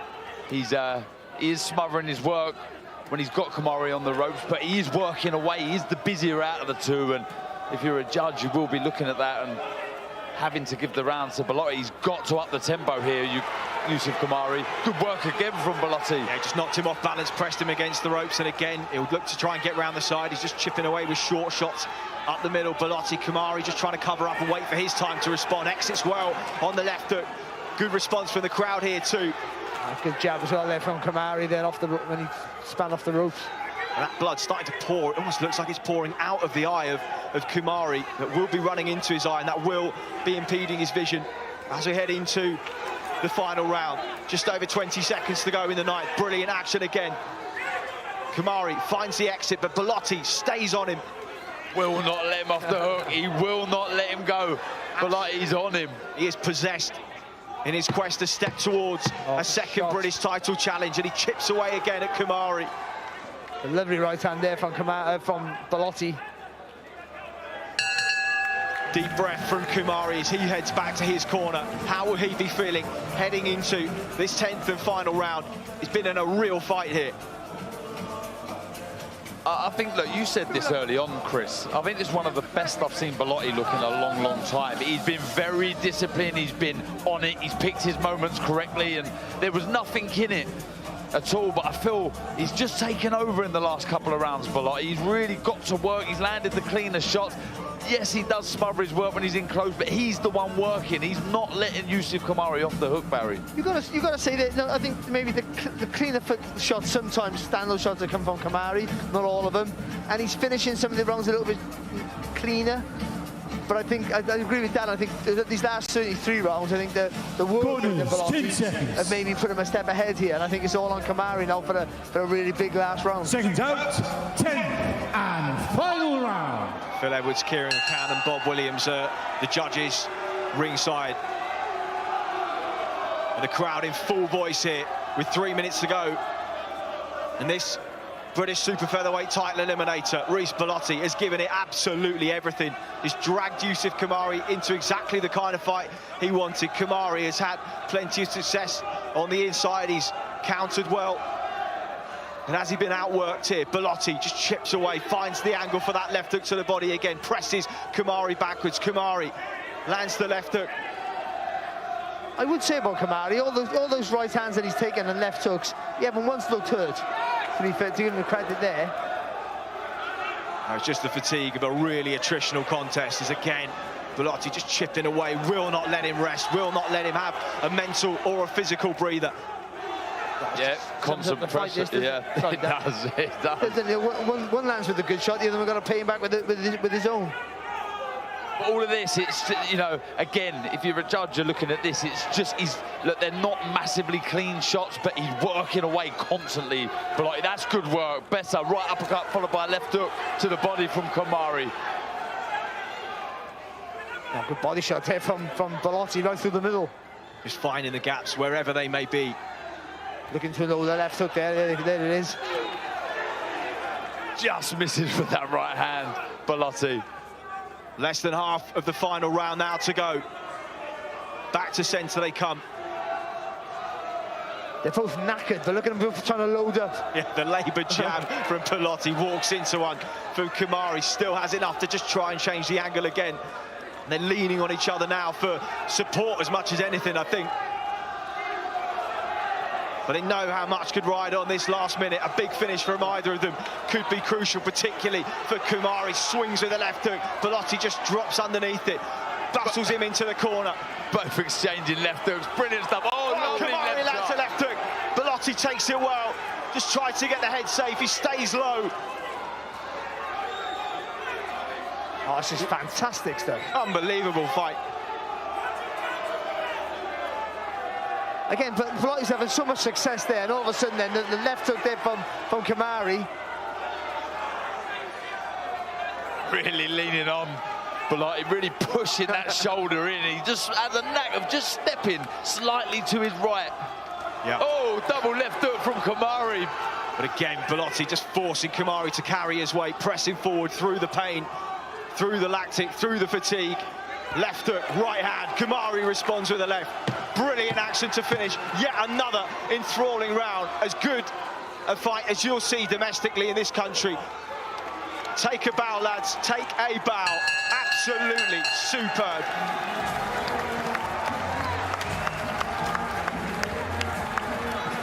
What a fight. That was brilliant. That really was. Standing ovation from us, and it deserves it. That was fantastic. Hats off to both. You can see what it means to Reece Bellotti just jumping on the corner there. And listen, if he's got this, and the instinct here is that he deserves to, what a career resurgence this is from Reece Bellotti. The Dean Dodge fight was one, even at short notice, you would expect him to win because he is above Southern Area level. But for him, it's about proving that he's good enough to win a British title. This will take him very, very close to fighting for that ambition once again, Barry. Yeah, well, what he's shown there, the experience and good and bad experiences, and you take him into the next fight, and he learned how to dig deep. He knows that, and in the rounds where he thinks they're close, he knows you got to put his foot on the pedal a little bit more, be busier. Sometimes don't be afraid to miss. And sometimes Kamari was a little bit, was more accurate throughout, but too economical at times. I feel whether he could let his hands go or not, at some point you just got to go. I got to go for it, but. And then in the stages there, when Bellotti had them on the ropes and you thought he was going to overhaul him, Kamari did his best work, ironically. It was a fantastic fight that swayed. No one could grab the fight by the scruff of the neck and dominate. Once one was having loads of success, the other one would fire back with either a classy uppercut or a barrage of punches. It would always be something to fire back to say, I'm in this fight and you've got to work hard for every second of every round. They just both wanted the last say in the argument, both of them. So whenever they were letting shots, who could land last? And that was why it was so exciting throughout the fight. It was just a constant battle. The volume, obviously, with Bellotti, but yeah, the single eye-catching shots from Kamari. But I just feel the work rates down the stretch from Bellotti, in my opinion, is enough to get the nod here. I guess you trust in your engine as your career goes on. It develops over time. He's the kind of guy, you never see him out of shape in between camps. He never looks chubby or like he hasn't been in the gym. And in a fight like this, you know you can put your foot down from start to finish, and he had to tonight. And it's, people say fight management, round management, all them sort of things. They're new terms, and they could just be made up to make us all sound clever. You sounded really clever then. Thank you very much. But in a fight like this, you see it, because he's been in there before, and so he knew. That especially in those last 3 or 4 rounds, 3 rounds certainly, he knew, I just can't let up.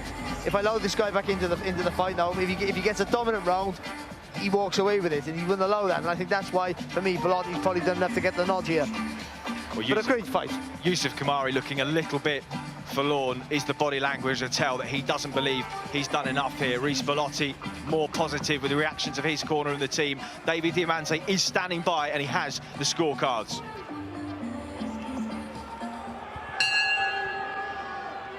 Ladies and gentlemen, after 10 rounds of action here at Oval Arena, Wembley, we go to the judges' scorecards. Kieran McCann, 97-93. Phil Edwards, 97-94. And Bob Williams scores this contest 96-94 for your winner by unanimous decision of the British Super Featherweight Championship eliminator, Reece "Bummer" Bellotti. Nod of acknowledgement for Yusuf Kamari, who I sense knows he was outworked and out-hustled in that fight. It was brilliant from Bellotti, who 18 months ago, you would have forgiven for maybe stepping away from the sport after 3 back-to-back defeats against, well, one very good prospect in Raymond Ford, a very good European level fighter in Jordan Gill, and of course, Francesco Grandelli. He has stuck at it. He has kept coming back, and tonight he has put the performance of his career together. to beat Yusuf Kamari, who's a very good prospect himself, and take a big step towards fighting for a British title at 130 pounds. Yes, 100%. And why I say that is there's improvements there. It's one of the best I've seen Bellotti in a long, long time. He looked rejuvenated, he looked fresh, he looked very hungry. It was a very good performance. Well, what a way to cap off before the bell here at Wembley. We're shortly going live on DAZN at 7 o'clock with the main card, and there is plenty more to come on the platform over the next few weeks. And now entering the arena,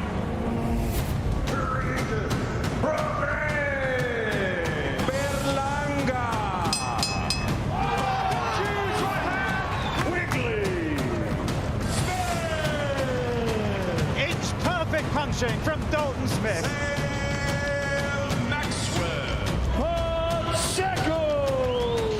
Big punching, Diego Pacheco.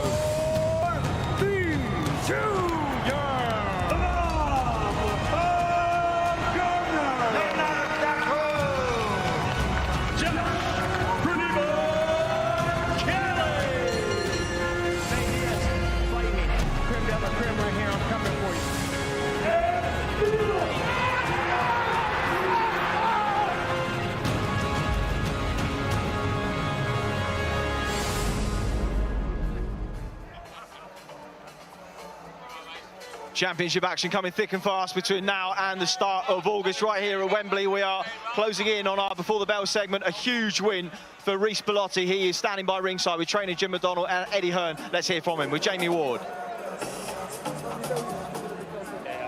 Rhys Bellotti, congratulations. Sometimes in this sport of boxing, there are great stories.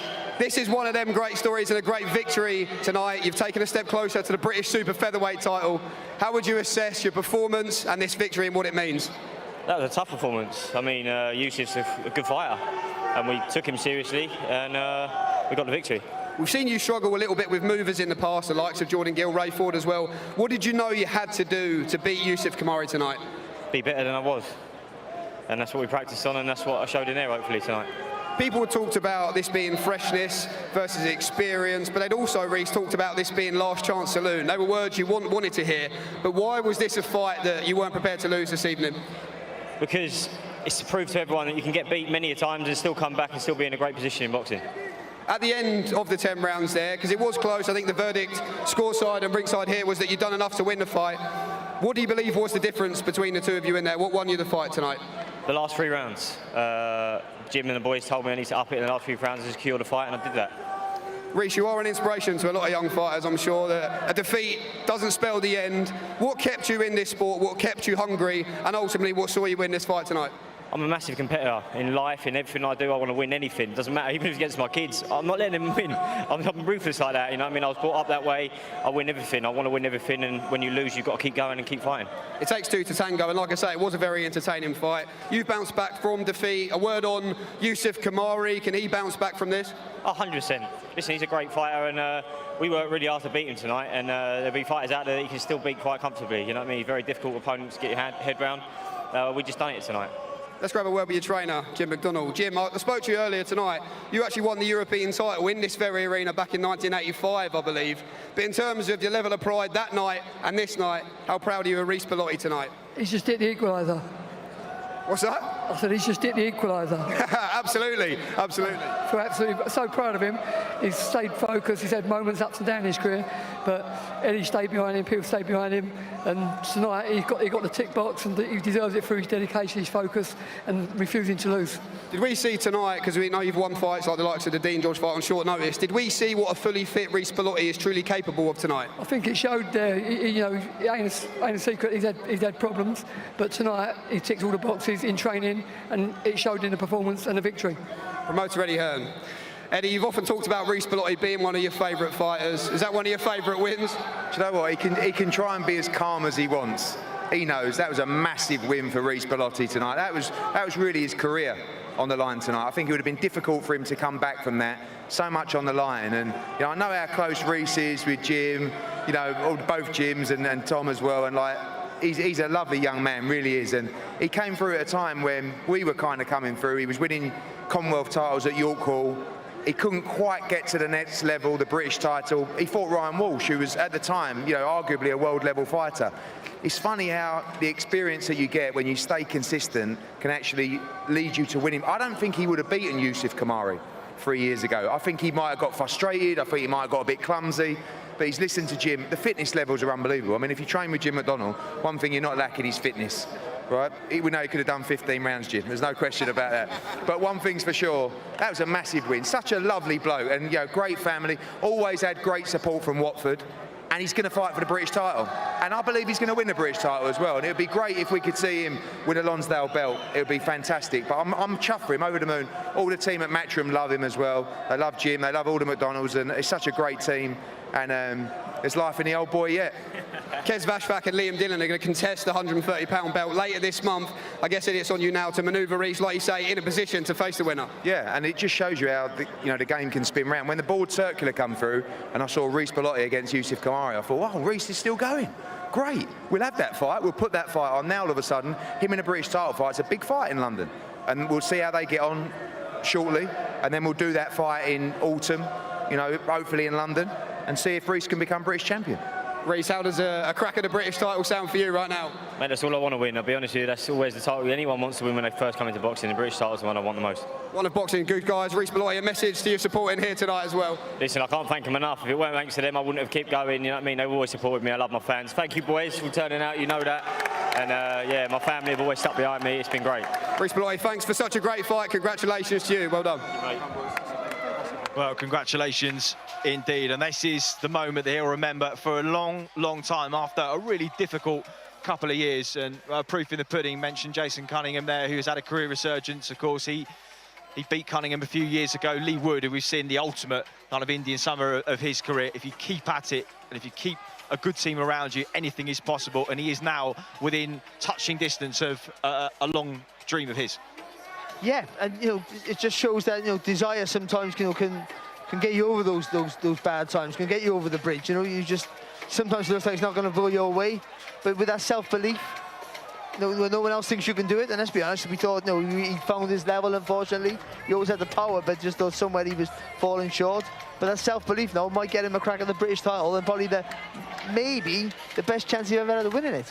Well, huge opportunity for Andres Campos, who's coming out of obscurity for a big challenge. He's been chasing Sonny Edwards for 2 years on social media for this opportunity. How will he fare under the bright lights here at Wembley tonight? We caught up with the champion earlier on in camp. It sickens me, it pains me that there's 3 other people at my weight that walk around saying the same shit I say. Boxing's just obsolete because you have these world champions headlocking world titles, headlocking good contracts, and just taking easy fights. That kills the sport. Do you know, once someone's turning down a fight asking for more money, I know I've beaten them. And that sounds stupid to a lot of people, but I know I've beaten that person. Because a fighter like me wants to fight now. They don't need every bit of money, they don't need to make more money next year. They don't need any of that, because that's not what they're fighting for.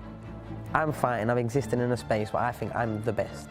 Anyone that has any sort of argument for that, I want to see them next. So I can't get fed to the wolves. I am the wolf. I am the top of the tree. I want the hardest. I want the best. I want the biggest threats. When I say that I'm going to beat all these fighters and look good doing it, I genuinely am. I've been telling people how good I am for a very long time, and only now people are starting to cotton on. He's a psychological mastermind and a bit of a genius inside the ring. Can Andres Campos put him under any more pressure than the likes of Maruti Muthalani, Felix Alvarado? Can he spring what would be a massive upset in the world flyweight division, or will Sonny Edwards deal with business as expected and move on to big unifications with the likes of Bam Rodriguez and Julio Cesar Martinez? We will find out in our main event live on DAZN a little bit later on tonight. Edwards versus Campos, IBF World Flyweight title on the line. Well, thanks for your company here on Before the Bell. Chris Lloyd, Darren Barker and Barry Jones. We will be joining you the other side of 7 o'clock with Laura and the team for a big night of boxing here in London. Don't go anywhere.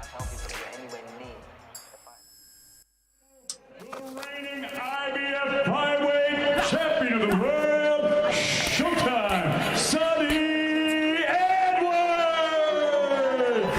I could go down as already one of the best fighters Britain's ever had. I want the fights to cement my legacy. I'm never going to let someone stall my career. I believe I'm as good as anyone that's doing it right now. I'm not here to just take part, I'm here to stand out.